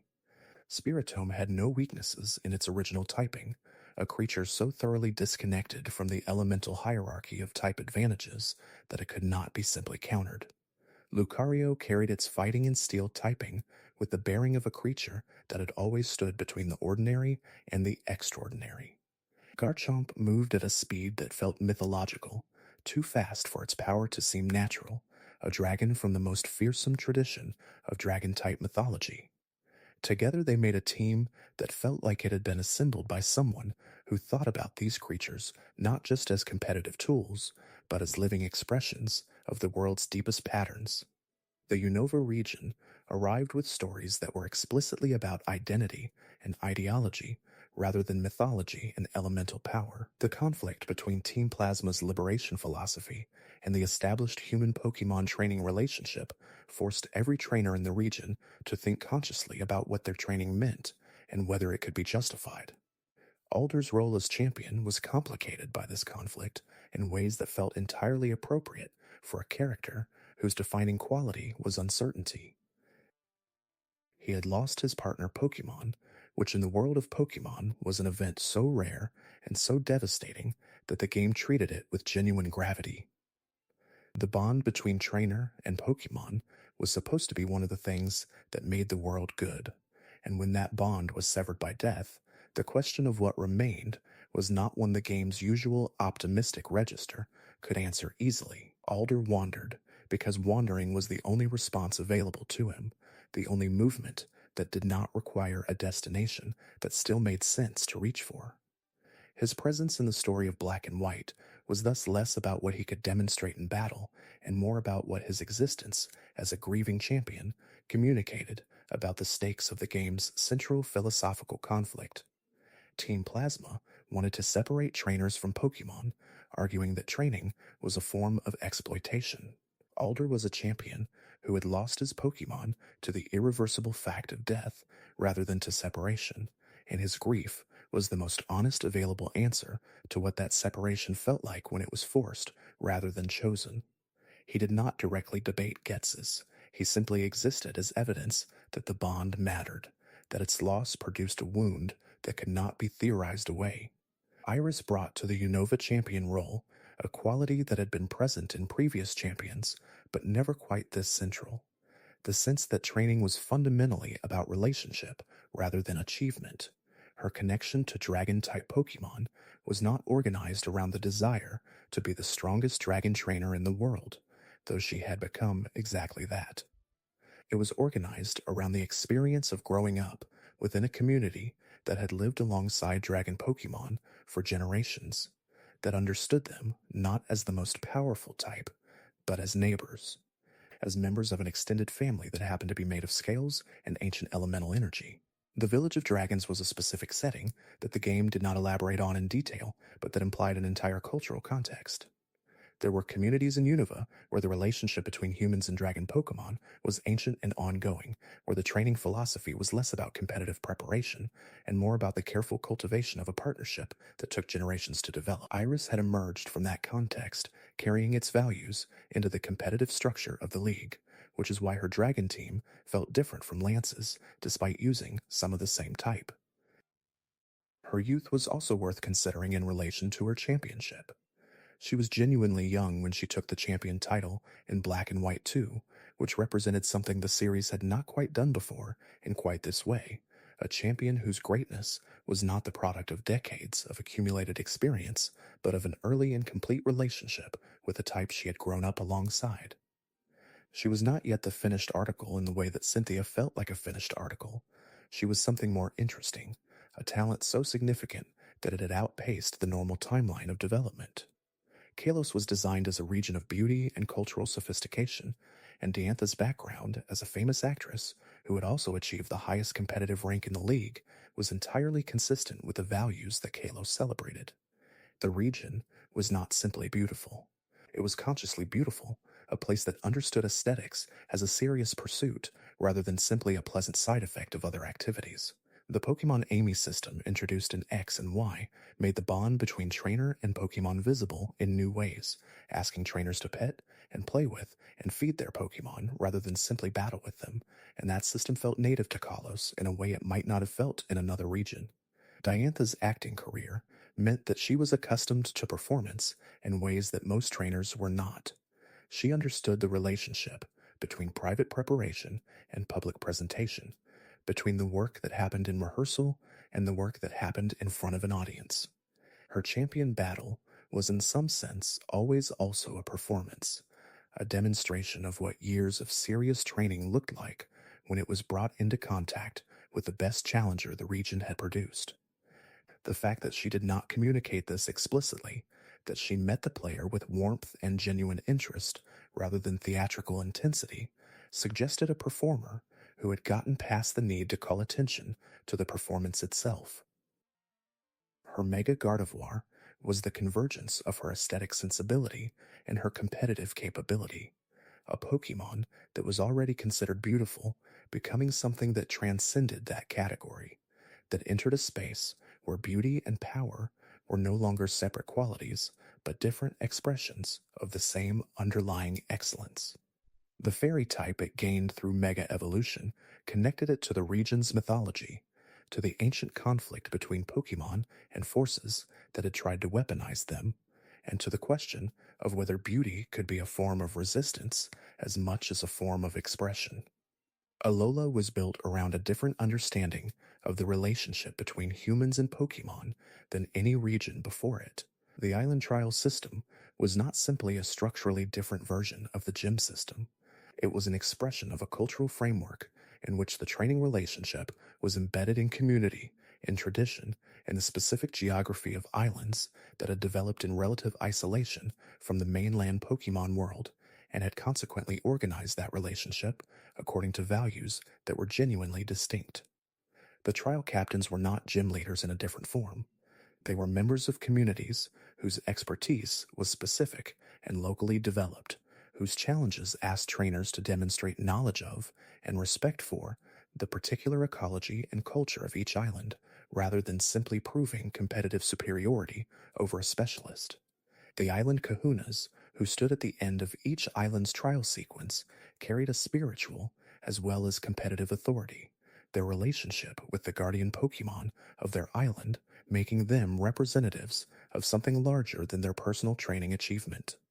Kokui's decision to establish a conventional league at the end of this system, to create the Alola Pokemon League, and immediately step into the champion's role himself so that the first challenger could have someone to defeat, was an act of genuine generosity that also revealed something about his understanding of what Alola needed. The Island Challenge had served the region's training culture for generations, but the rest of the Pokemon world operated according to the League framework, and if Alola was going to participate fully in that world, it needed its own version of that framework. He built it, and then stood inside it and invited the player to take it from him. His love for Pokemon moves was not simply an academic interest. It was a form of reverence, the sense that in the intersection between a Pokemon's natural capabilities and the trained expression of those capabilities through specific moves, something genuinely extraordinary was happening. He had traveled the world studying this intersection, observing how different Pokemon expressed the same move type through their own natures, how the language of battle was a universal one, even when the grammar was infinitely varied. His team was assembled partly in service of demonstrating this, each Pokemon selected partly because of the specific moves it could access and the specific ways it could use them. The regional variant tradition that Alola introduced, where familiar Pokemon from previous generations appeared in forms shaped by the specific conditions of the island environment, was one of the most creative additions the series had made in years. Kokui's Alola Ninetales was a direct expression of this tradition, the familiar Firefox transformed into an ice and fairy type by the cool mountain conditions of Alola's volcanic peaks. Placing it on the Champions team was a way of celebrating the regional identity that made Alola distinct, of saying that the version of Pokemon that existed here was genuinely its own thing, rather than simply a tropical copy of mainland Pokemon culture. Howe's championship in Ultra Sun and Ultra Moon carried the emotional weight of the entire island challenge compressed into a single encounter. He had been present for all of it, had fought alongside the player in situations that would have been impossible to navigate alone, had celebrated victories and absorbed losses with the same fundamental openness that defined his character throughout. When he stood in the champion's room in his version of the journey, he was not asking the player to defeat a rival. He was asking the player to complete a story that both of them had been building together since the beginning. Galar made the stakes of the championship visible in ways that previous regions had kept more private.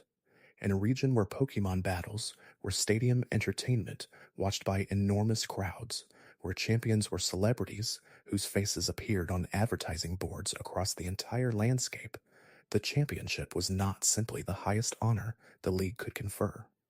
It was a cultural institution, something that organized the region's identity and gave its people a shared point of reference and pride. Leon's unbeaten record was thus not simply a personal achievement, but a public one, a fact that Galar had collectively decided to treat as one of the things that made it exceptional.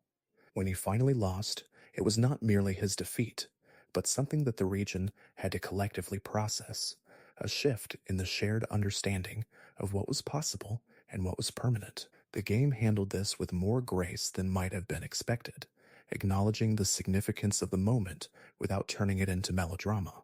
His cape, too large for practical use and clearly designed for visual impact, was a perfect symbol of what his championship was in Galar's cultural context.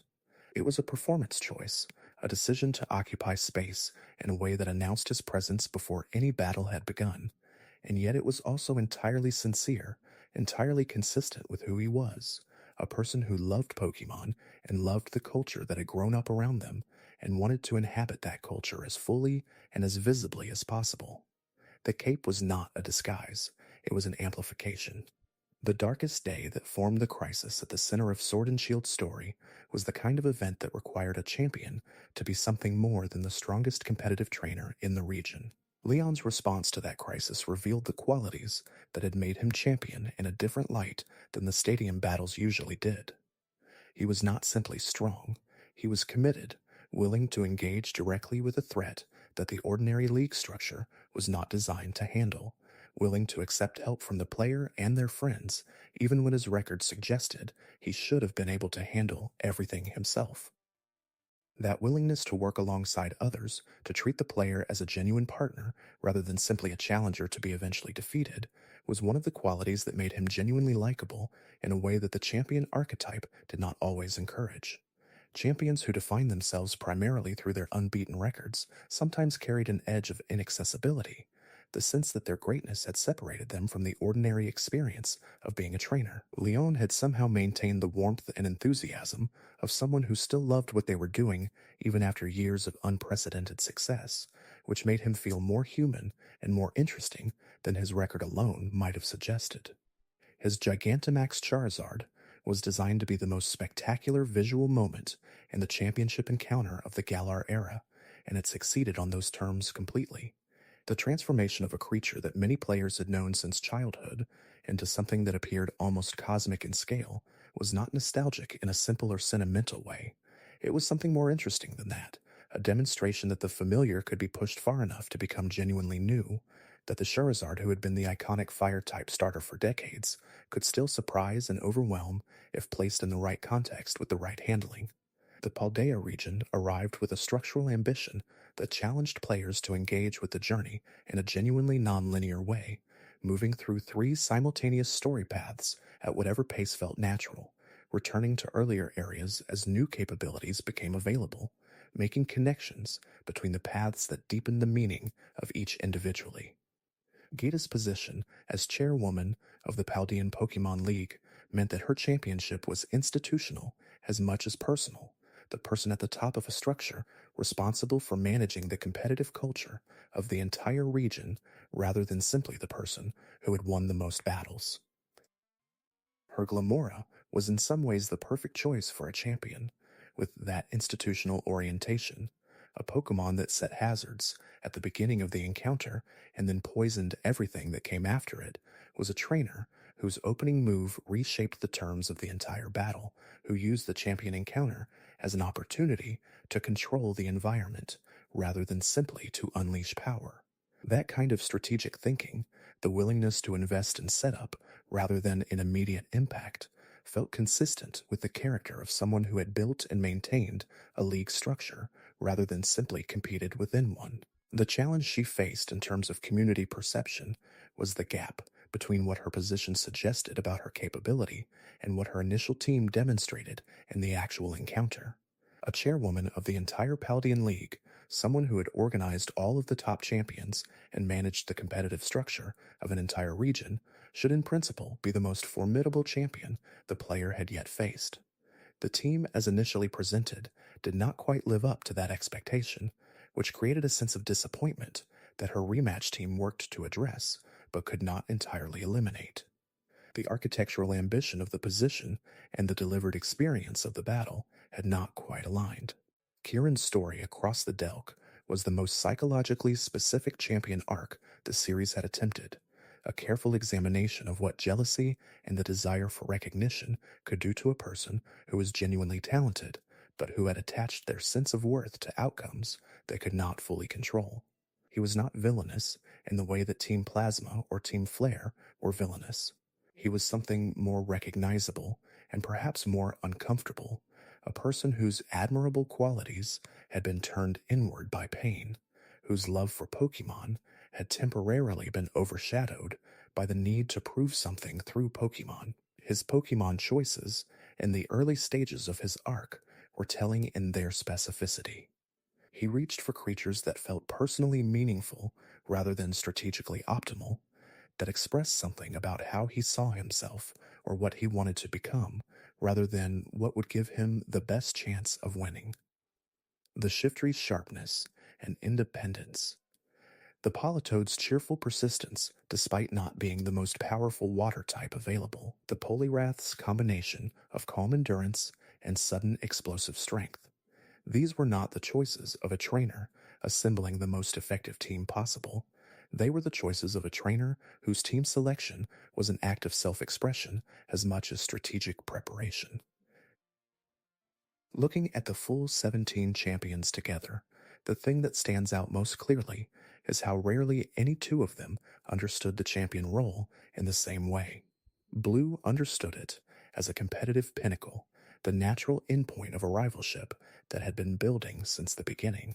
Lance understood it as a mythological position, the custodian of the most ancient and powerful type in the game's internal hierarchy.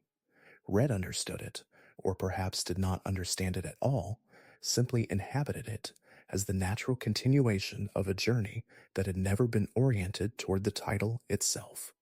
Stephen understood it as the intersection between personal passion and institutional excellence, the recognition that the things he cared most about had made him the best in a way he had not necessarily set out to achieve. Wallace understood it as the aesthetic endpoint of a training philosophy organized around the beautiful rather than the powerful. Cynthia understood it as a responsibility to the stories that made her region what it was, the obligation of someone who had studied those stories closely enough to understand what they required of the strongest trainer among the people who lived within them. Alder understood it as something he was still learning how to hold again after grief had temporarily emptied it of meaning. Iris understood it as the natural recognition of a bond that had been developing since her earliest memories. Diantha understood it as one dimension of a life committed to excellence across multiple forms of performance. Kukui understood it as a gift he was making to a region that needed what the championship offered. Hal understood it as the most complete expression of a friendship that had been the defining relationship of his training journey. Leon understood it as a cultural institution that was in some sense larger than him, something that the region had decided it needed, and that he happened to be the right person to embody at this moment in its history. Geta understood it as an administrative responsibility as much as a competitive achievement, the obligation of the person at the top of the structure to maintain the integrity and quality of everything below it. Kieran, by the time he held the title, was still learning what he understood about it, still in the process of disentangling the championship from the need for recognition that had driven him toward it. Drayton understood it as something he had already finished with, which was perhaps the most unusual and interesting understanding of all. He was a champion who had processed the question of what the title meant, had arrived at a satisfying answer, and had then moved on to other questions. When the DLC events pulled him back into the championship structure, he engaged with them with genuine enthusiasm, but it was the enthusiasm of a person who was choosing to engage rather than someone who needed to. The 17 champions together form an argument about what the Pokémon series believes about the nature of greatness. Greatness is not a single thing. It is not simply the product of the strongest team or the most victories or the most efficient exploitation of type advantages. It emerges from the intersection of genuine passion and sustained effort, and the kind of attention to your Pokemon that transforms them from tools into partners, from assets into relationships. Every champion who has ever stood in that final room has demonstrated this in their own way, and the variety of those demonstrations is one of the most interesting things about the series across its entire history. There is a quieter question beneath all of this, one that the games rarely ask directly, but that the champion encounters consistently imply. What happens after the championship? The answer varies considerably depending on which champion you are considering. Blue becomes a gym leader, and then a kind of wandering elder statesman, present wherever the league's history is being discussed but no longer defined by the title he once held. Lance remains associated with the championship in the community memory even as the story moves him elsewhere, as if the category of champion was large enough to hold him, even when he was formally functioning in a different role. Red simply stays on the mountain. This is the most extreme version of the post-championship story, the option of treating the title as a destination rather than a waypoint, of deciding that what exists beyond the championship is not something you need to pursue. The mountain is his answer to the question of what comes next, which is that the question itself can be declined if you are certain enough of what you have already found. Cynthia travels. She appears in other regions, offers rematches in the villas and practice arenas of places she has visited, exists as a presence in the broader Pokemon world rather than exclusively within Sinnoh.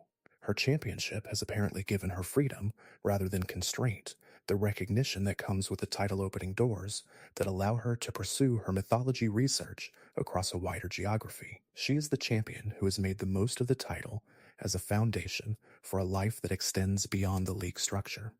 Iris grows.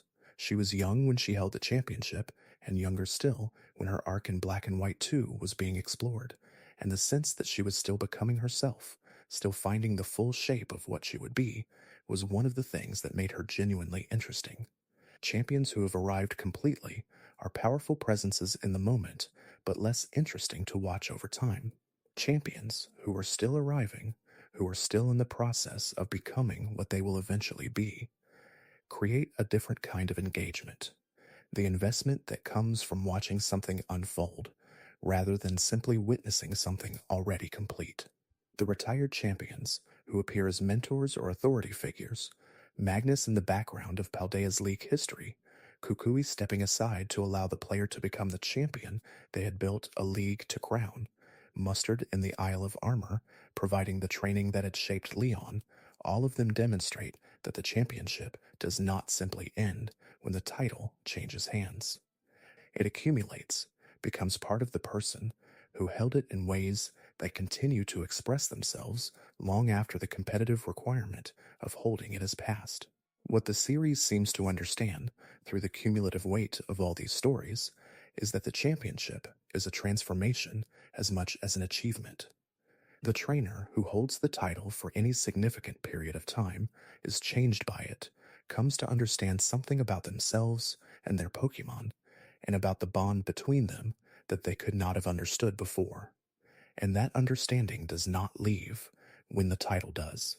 It stays with them, shapes how they engage with every subsequent encounter, becomes part of the foundation from which everything they do afterward grows. The 17 champions of the Pokemon series are 17 different answers to the question of what that transformation looks like when it happens to a particular kind of person and a particular kind of place at a particular moment in their life. Blue's transformation was rapid and incomplete, the competitive achievement arriving before the emotional understanding that would have given it fuller meaning. Lance's transformation was so complete that it seemed to have happened before the games even began, his identity and his championship so thoroughly fused that separating them would have been like separating a mountain from its geology. Red's transformation was the most total and the most private, a person who had become something beyond language through the process of training, and who expressed that transformation through silence rather than through words. Steven's transformation was the recognition of a relationship between passion and capability that had always been present, but that the championship made visible in a way that private geological expeditions could not. Wallace's transformation was the confirmation that beauty was a form of excellence, rather than simply an accompaniment to it, that the aesthetic dimension of training was not less serious than the competitive one, but differently serious. Cynthia's transformation was the deepening of a relationship with the stories that had always organized her understanding of the world, the championship providing her with a platform from which to explore and share those stories more completely than she could have done from any other position. Alder's transformation was the most painful, the championship arriving as the recognition of an excellence that loss had temporarily made feel meaningless. The title becoming a question he had to learn how to hold again rather than an answer he could simply carry forward. Iris's transformation was the validation of an instinct that had always been there, the confirmation that the bond she had developed with dragon-type Pokémon through her upbringing in the Village of Dragons was not simply a regional tradition, but something that could carry her to the highest position in the competitive structure of her entire region. Diantha's transformation was the discovery that the discipline required to excel in one demanding field, in the performing arts, could translate directly into the discipline required to excel in another in Pokemon training, and that the person who had cultivated that discipline across two careers was perhaps exactly the right person to hold the championship of a region that valued excellence in its aesthetic as well as competitive dimensions. Kokui's transformation was the understanding that building a structure is itself a form of excellence, that the championship he had created by establishing the Alola League was not less meaningful for being institutional rather than purely personal. Hao's transformation was the completion of a friendship into a rivalry, the recognition that the person he had been becoming throughout the Island Challenge was someone capable of holding the highest competitive title in the region, even if the most important recognition he carried was the memory of what the journey had meant rather than the title itself. Leon's transformation was the collision of a legendary record with its own inevitable end, the recognition that no record lasts forever, and that what the championship had given him, the years of preparation and competition, and the culture that had grown up around his unbeaten status, was more valuable than the unbeaten status itself. Gita's transformation was the recognition that administrative excellence and competitive excellence were not the same thing, and that the championship required both, a lesson the community helped her understand through their response to her initial encounter. Kieran's transformation was still in progress, still becoming whatever it was going to be, which was perhaps the most honest representation of what growth actually looks like. Incomplete and ongoing, rather than cleanly resolved. All 17 champions are part of a single continuous story that the Pokemon series has been telling across every generation. It is the story of what happens when a person devotes themselves completely to the relationship between human and Pokemon, when they bring all of their intelligence and passion and patience and care to the cultivation of that bond, and then measure the result against the best that everyone around them can offer. The result, in every case, has been someone extraordinary, someone whose name and whose team and whose approach to the final battle has stayed in the minds of the players who reached them long after the credits rolled and the games were set aside. The specifics of their stories differ enormously. The common thread is the bond, the relationship between trainer and Pokemon that the series has always understood as its most fundamental subject. Champions are champions not because they have assembled the strongest possible team, but because they have understood that bond more completely than almost anyone else in their region, and have allowed that understanding to express itself fully in the Pokemon they carry and the way they carry them. That understanding is what makes them worth the journey. Every route, every gym, every Elite Four member, every late night of grinding levels and learning type matchups and figuring out which moves to teach and which to forget, all of it is the price of admission to the room where the champion waits. And what the champion offers in return is a mirror, a reflection of what the training relationship can become when it is pursued with everything you have. The journey toward the champion is never simply about getting stronger. It is about learning to see your Pokemon more clearly, to understand what they need and what they offer, and what the two of you can accomplish together that neither could accomplish alone. The gym leaders teach this in focused ways, each one demonstrating a particular dimension of the training relationship through their specialist knowledge. The 17 champions of the Pokemon series have each shown this in their own way, across 17 different regions, 17 different cultural contexts, 17 different philosophical orientations toward the question of what training means and what it is supposed to accomplish.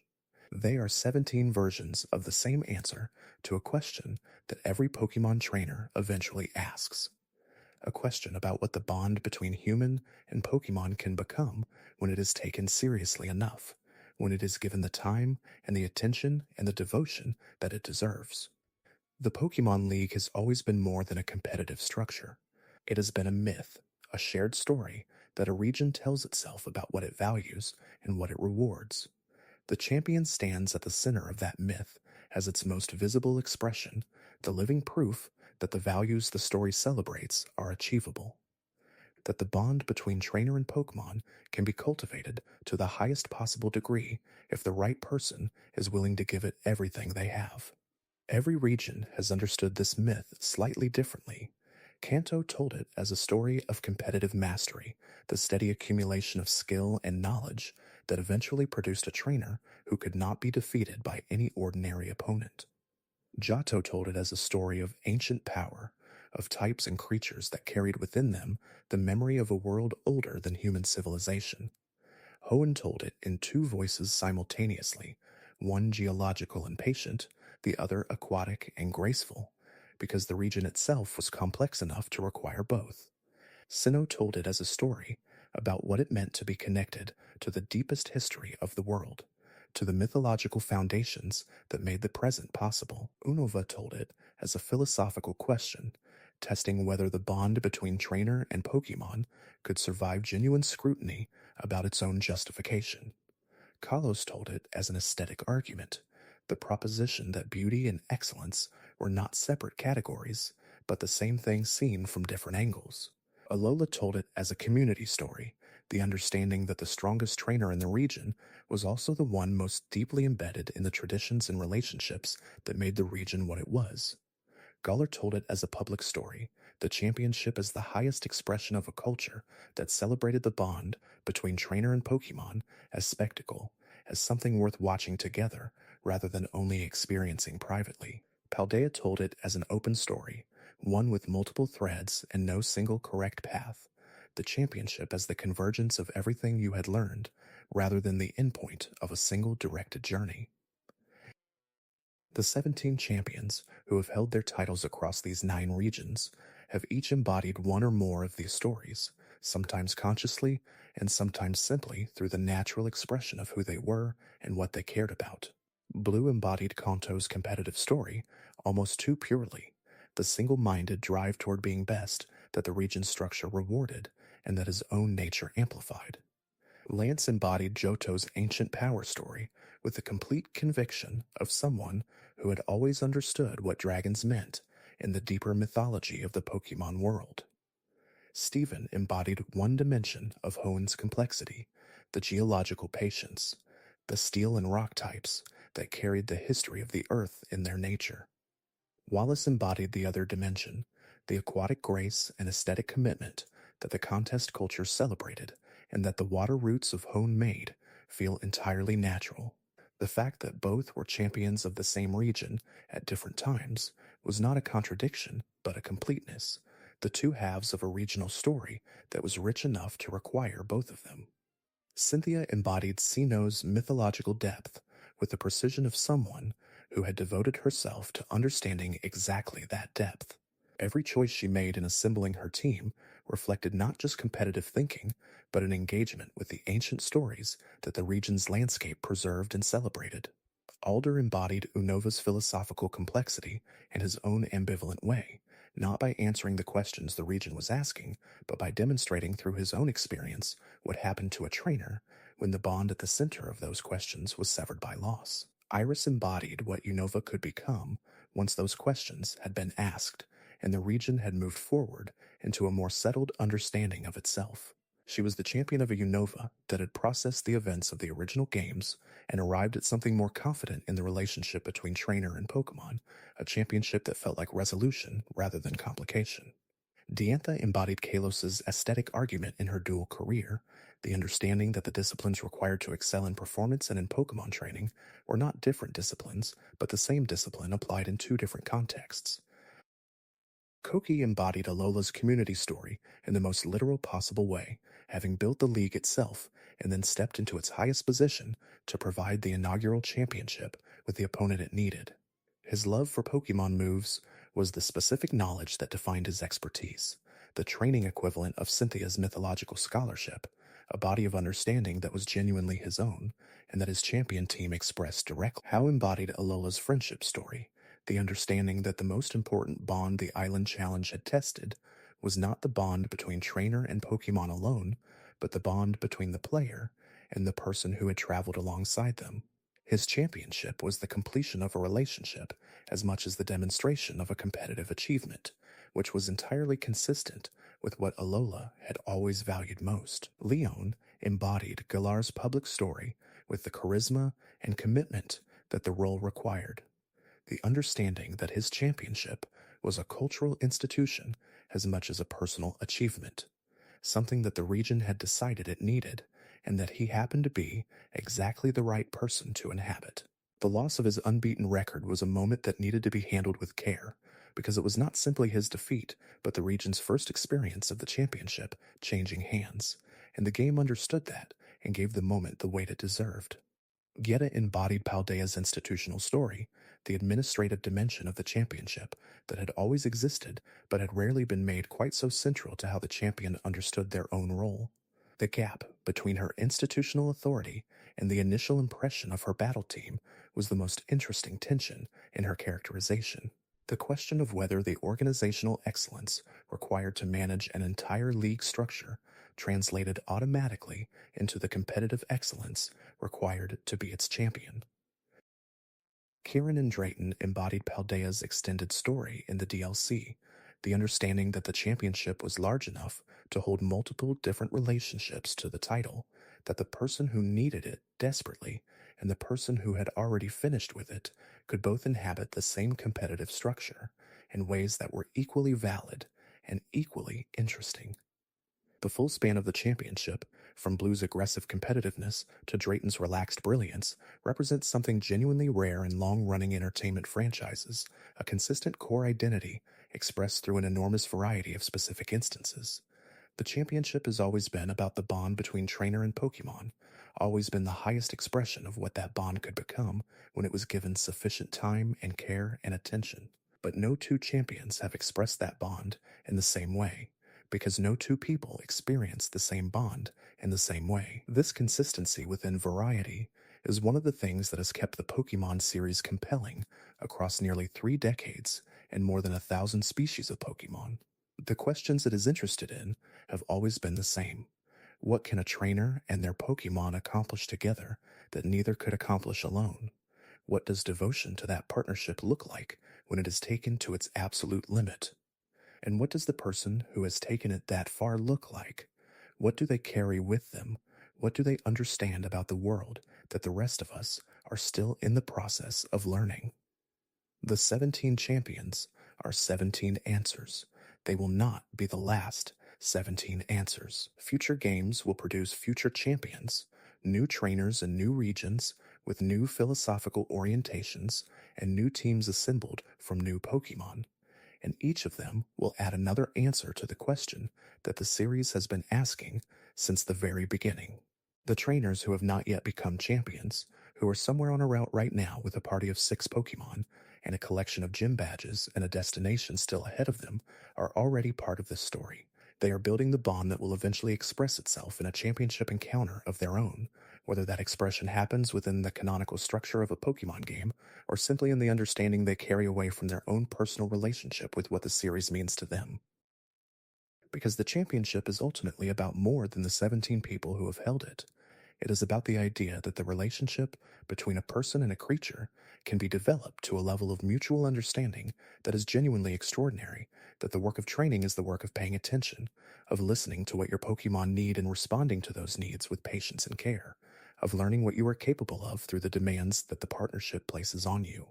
Every trainer who has ever cared about their Pokemon, who has ever healed them after a hard battle and thought carefully about which move to teach and which to leave behind, who has ever watched a Pokemon evolve and felt something that was not simply strategic satisfaction, but genuine pride, who has ever named their Pokemon and formed a relationship with that name is engaged in the same activity that the champions have engaged in. They are just at different points along the same road.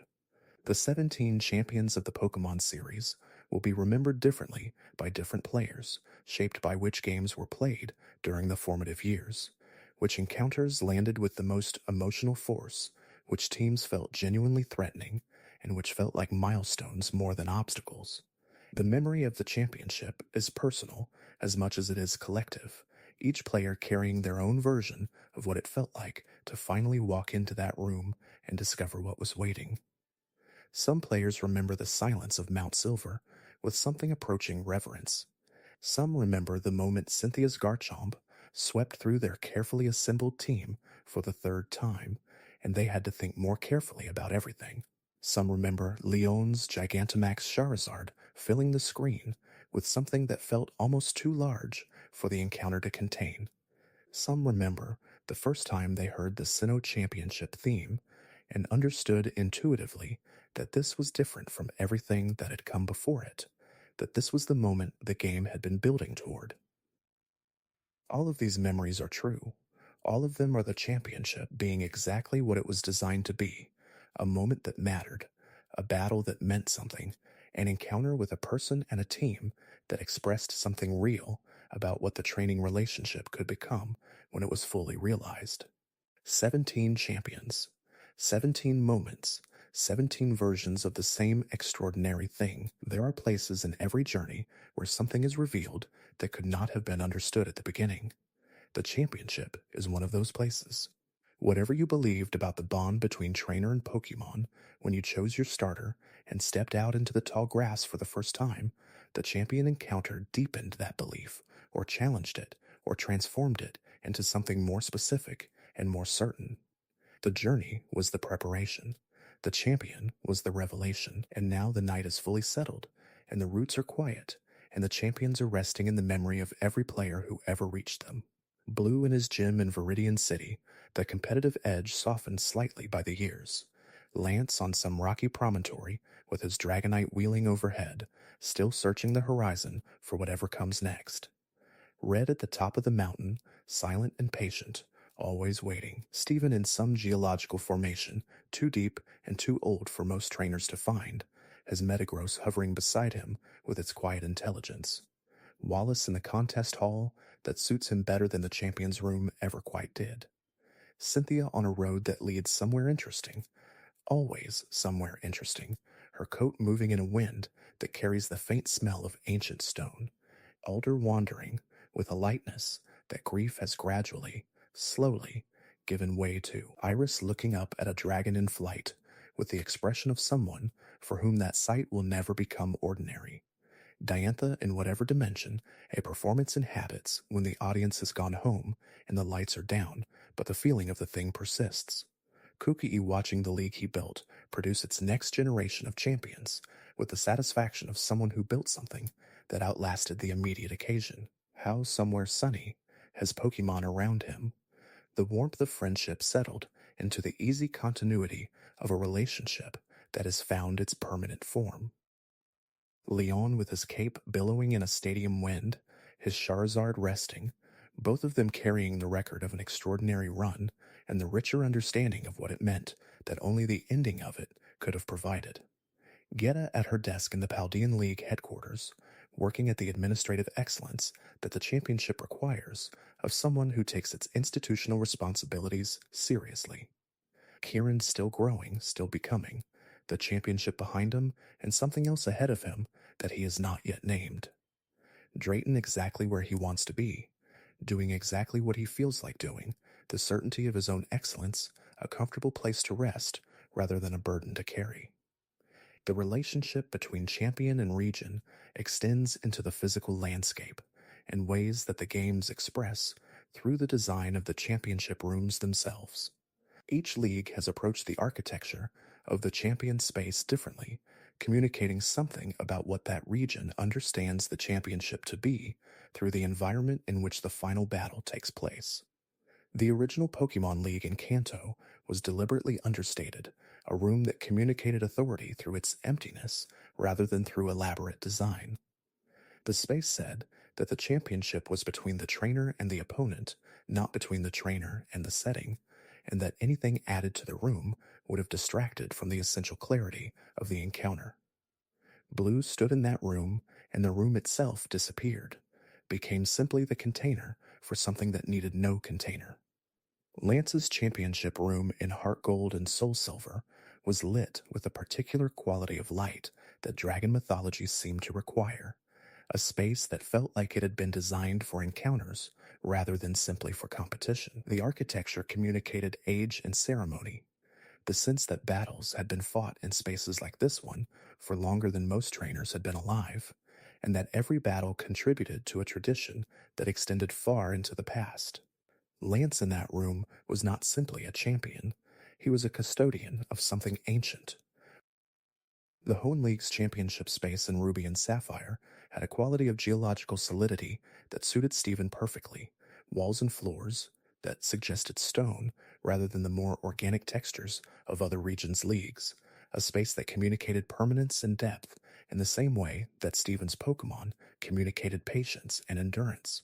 Standing in that room before facing him felt like standing inside the mountain rather than at its peak. Sinnoh's championship room in Diamond and Pearl was one of the most dramatically designed in the series, a space that felt genuinely elevated, separated from the ordinary world by the sheer climb required to reach it and by the quality of light and air that surrounded it. Cynthia in that space felt exactly right, a person whose mythology scholarship had always been oriented upward and inward, toward the deep patterns that organized the world rather than toward the surface features that most people spent their lives navigating. Unova's championship room in black and white had a theatrical quality that reflected the broader design sensibility of the game, which was more willing than any previous generation to use the visual language of drama and weight. The encounter with Alder, when it finally happened in the conventional version of the game, had a slightly elegiac quality, as if the room understood that something was ending even as it was beginning. And the encounter within in the same space, with the legendary Pokémon who had arrived with him, transformed the room into something that felt genuinely mythic. Kalos's championship room in X and Y had the aesthetic refinement that characterized the entire region's visual design, a space that communicated the same blend of tradition and contemporary elegance that the rest of the league structure had established. Diantha in that space felt appropriately placed, a person whose entire public life was organized around occupying designed spaces with the precise combination of presence and grace that the designed space required. Alola's championship room, when it was finally established in Sun and Moon, had the quality of something freshly built, which was entirely appropriate given that the room was being used for the first time. The space had not yet accumulated the weight of tradition that other championship rooms carried, which meant that the inaugural championship, when it happened, was creating that tradition rather than continuing it. Every battle that took place in that room afterward would carry the memory of the first one, and the player's victory in the inaugural championship would be part of the foundational mythology of the Alola League. Galar's championship room was, of course, not a room at all in the conventional sense. It was a stadium, an enormous enclosed space filled with tens of thousands of spectators who had come specifically to watch the championship battle. The transition from the intimate championship rooms of previous regions to the public spectacle of Galar's stadium was one of the most dramatic shifts in how the series had conceived of the championship encounter, and the visual and auditory design of the space communicated that shift with every lighting effect and crowd roar. Paldea's championship structure spread the final battles across a more complex space than any previous region had used, the multi-battle structure of the top champions leading eventually to Gita in a space that felt appropriately grand for the administrative head of the entire league. The room communicated institutional weight, the sense that whatever happened here had implications for the entire competitive structure of the region rather than simply for the trainers directly involved in the encounter. The variety of these championship spaces tells a story about how the series' understanding of the championship has evolved. The original empty rooms said that the championship was a personal matter between two trainers and their Pokémon, a private test of everything each had become.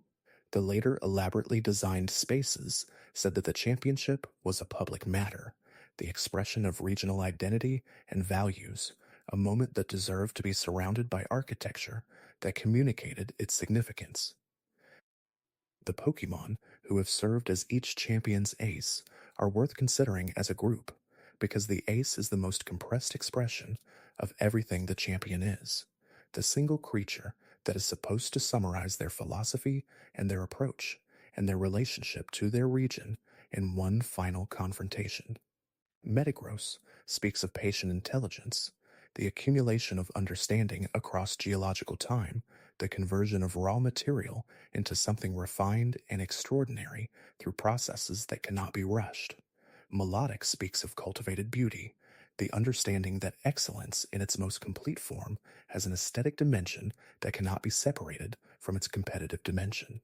Garchomp speaks of mythological speed and power, the ancient dragon force that has always been present in the world, but that only the most attentive trainers have learned to work with at its highest level. Charizard speaks of everything the series has always been, the original fire starter whose presence at the championship level carries the weight of all the generations who have trained it and loved it. Spiritomb is the opening of Cynthia's team, rather than the ace speaks of defensive depth that must be overcome before the real confrontation can begin, a puzzle that tests patience rather than power. Dragonite, carried by Lance in 3 simultaneous instances, speaks of the dragon tradition's willingness to commit completely, to organize an entire philosophy around a single type and then demonstrate every dimension of what that type can achieve within one encounter. Incineroar, Kukui's fire starter, speaks of the championship as homecoming, the trainer who helped build the league, choosing the creature from his own region's starter tradition to anchor his team at its most significant moment. Haxorus, Iris's ace, speaks of instinctive dragon power in its most concentrated form, a creature that does not pursue elegance or complexity, but that expresses the essential quality of its type with absolute directness. Aegislash, part of Leon's team rather than his ace but too significant to ignore, speaks of the ancient tradition of the blade, the ceremonial and the dangerous coexisting, in a form that is both beautiful and genuinely threatening. Gigantamax Charizard, Leon's ace in its transformed state, speaks of the way the most familiar things can become genuinely new when they are pushed far enough beyond their ordinary limits. King's Gambit, Gita's most powerful presence, speaks of patience and accumulation, the understanding that the longest encounter favors the trainer, whose ace grows stronger as the battle extends, rather than the trainer, whose ace delivers the most immediate impact. Hydreigon, Iris again in Black and White 2, speaks of the darkness that the dragon type carries. When it is combined with the dark type, the ancient creature turned towards something that is not hostile exactly, but that operates by rules different from those that govern most of the world. The one that expresses the relationship most completely, that communicates most directly what years of training and commitment and care have produced. The player who faces that ace is facing the culmination of the champion's entire journey, the most complete expression of everything they have been working toward. And when the player overcomes it, when the last Pokemon of the championship battle returns to its ball, and the music changes and the recognition of victory settles in, something shifts in the understanding of what the training relationship is capable of. You were once a new trainer with a single Pokemon and a determination that felt enormous and somewhat fragile. Now you have defeated the champion, and the world that began with that single Pokemon and that determination has expanded into something that contains everything the journey taught you. The championship is not the end of the education. It is the proof that the education has been taking place. The bond between trainer and Pokemon is at its most visible in the championship encounter, not because of the strength on display, though the strength is genuinely impressive, but because of the understanding. The champion understands their Pokemon in ways that took years to develop, knows what they need to perform at their best, knows when to push and when to protect, knows which move in which situation will allow each Pokemon to express its highest capability. That knowledge is not the product of statistical analysis alone. It is the product of a relationship. And the player who has come far enough to reach the championship understands their own Pokemon in similar ways, because the journey toward the championship has been the process of developing exactly that understanding. Every gym battle and every wild encounter, and every late night grinding session, and every moment of celebration when a Pokemon learned a move that had been unavailable at lower levels, all of it was the relationship deepening, the bond becoming more specific and more complete. The championship is where both relationships are tested against each other, and the result tells both trainers something about what they have built. The champion who loses learns that someone has built something comparable to or better than what they achieved. The player who wins learns that everything the journey required of them was worth it, that the relationship they built was sufficient to reach this moment. What the Pokemon series has understood from the very beginning, and what the championship expresses most clearly, is that the bond between human and Pokemon is not simply a game mechanic. It is the emotional center of the entire experience, the thing around which everything else is organized. The type advantages and the level systems and the move pools and the held items and the abilities are all in service of this, ways of expressing the specificity of individual Pokemon and the knowledge that trainers develop about how to help their Pokemon express that specificity most completely. The championship is the moment when that emotional center is made most visible, when the long work of building the bond and developing the knowledge and cultivating the relationship finally encounters a test that can measure what it has produced.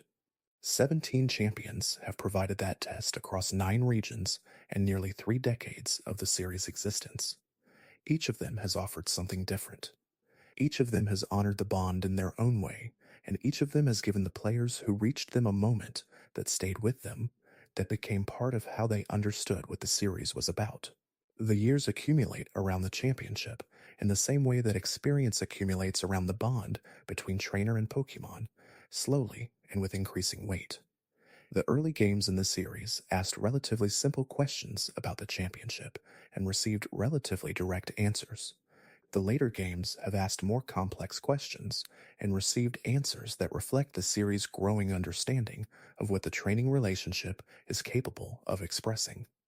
This evolution is itself a kind of story.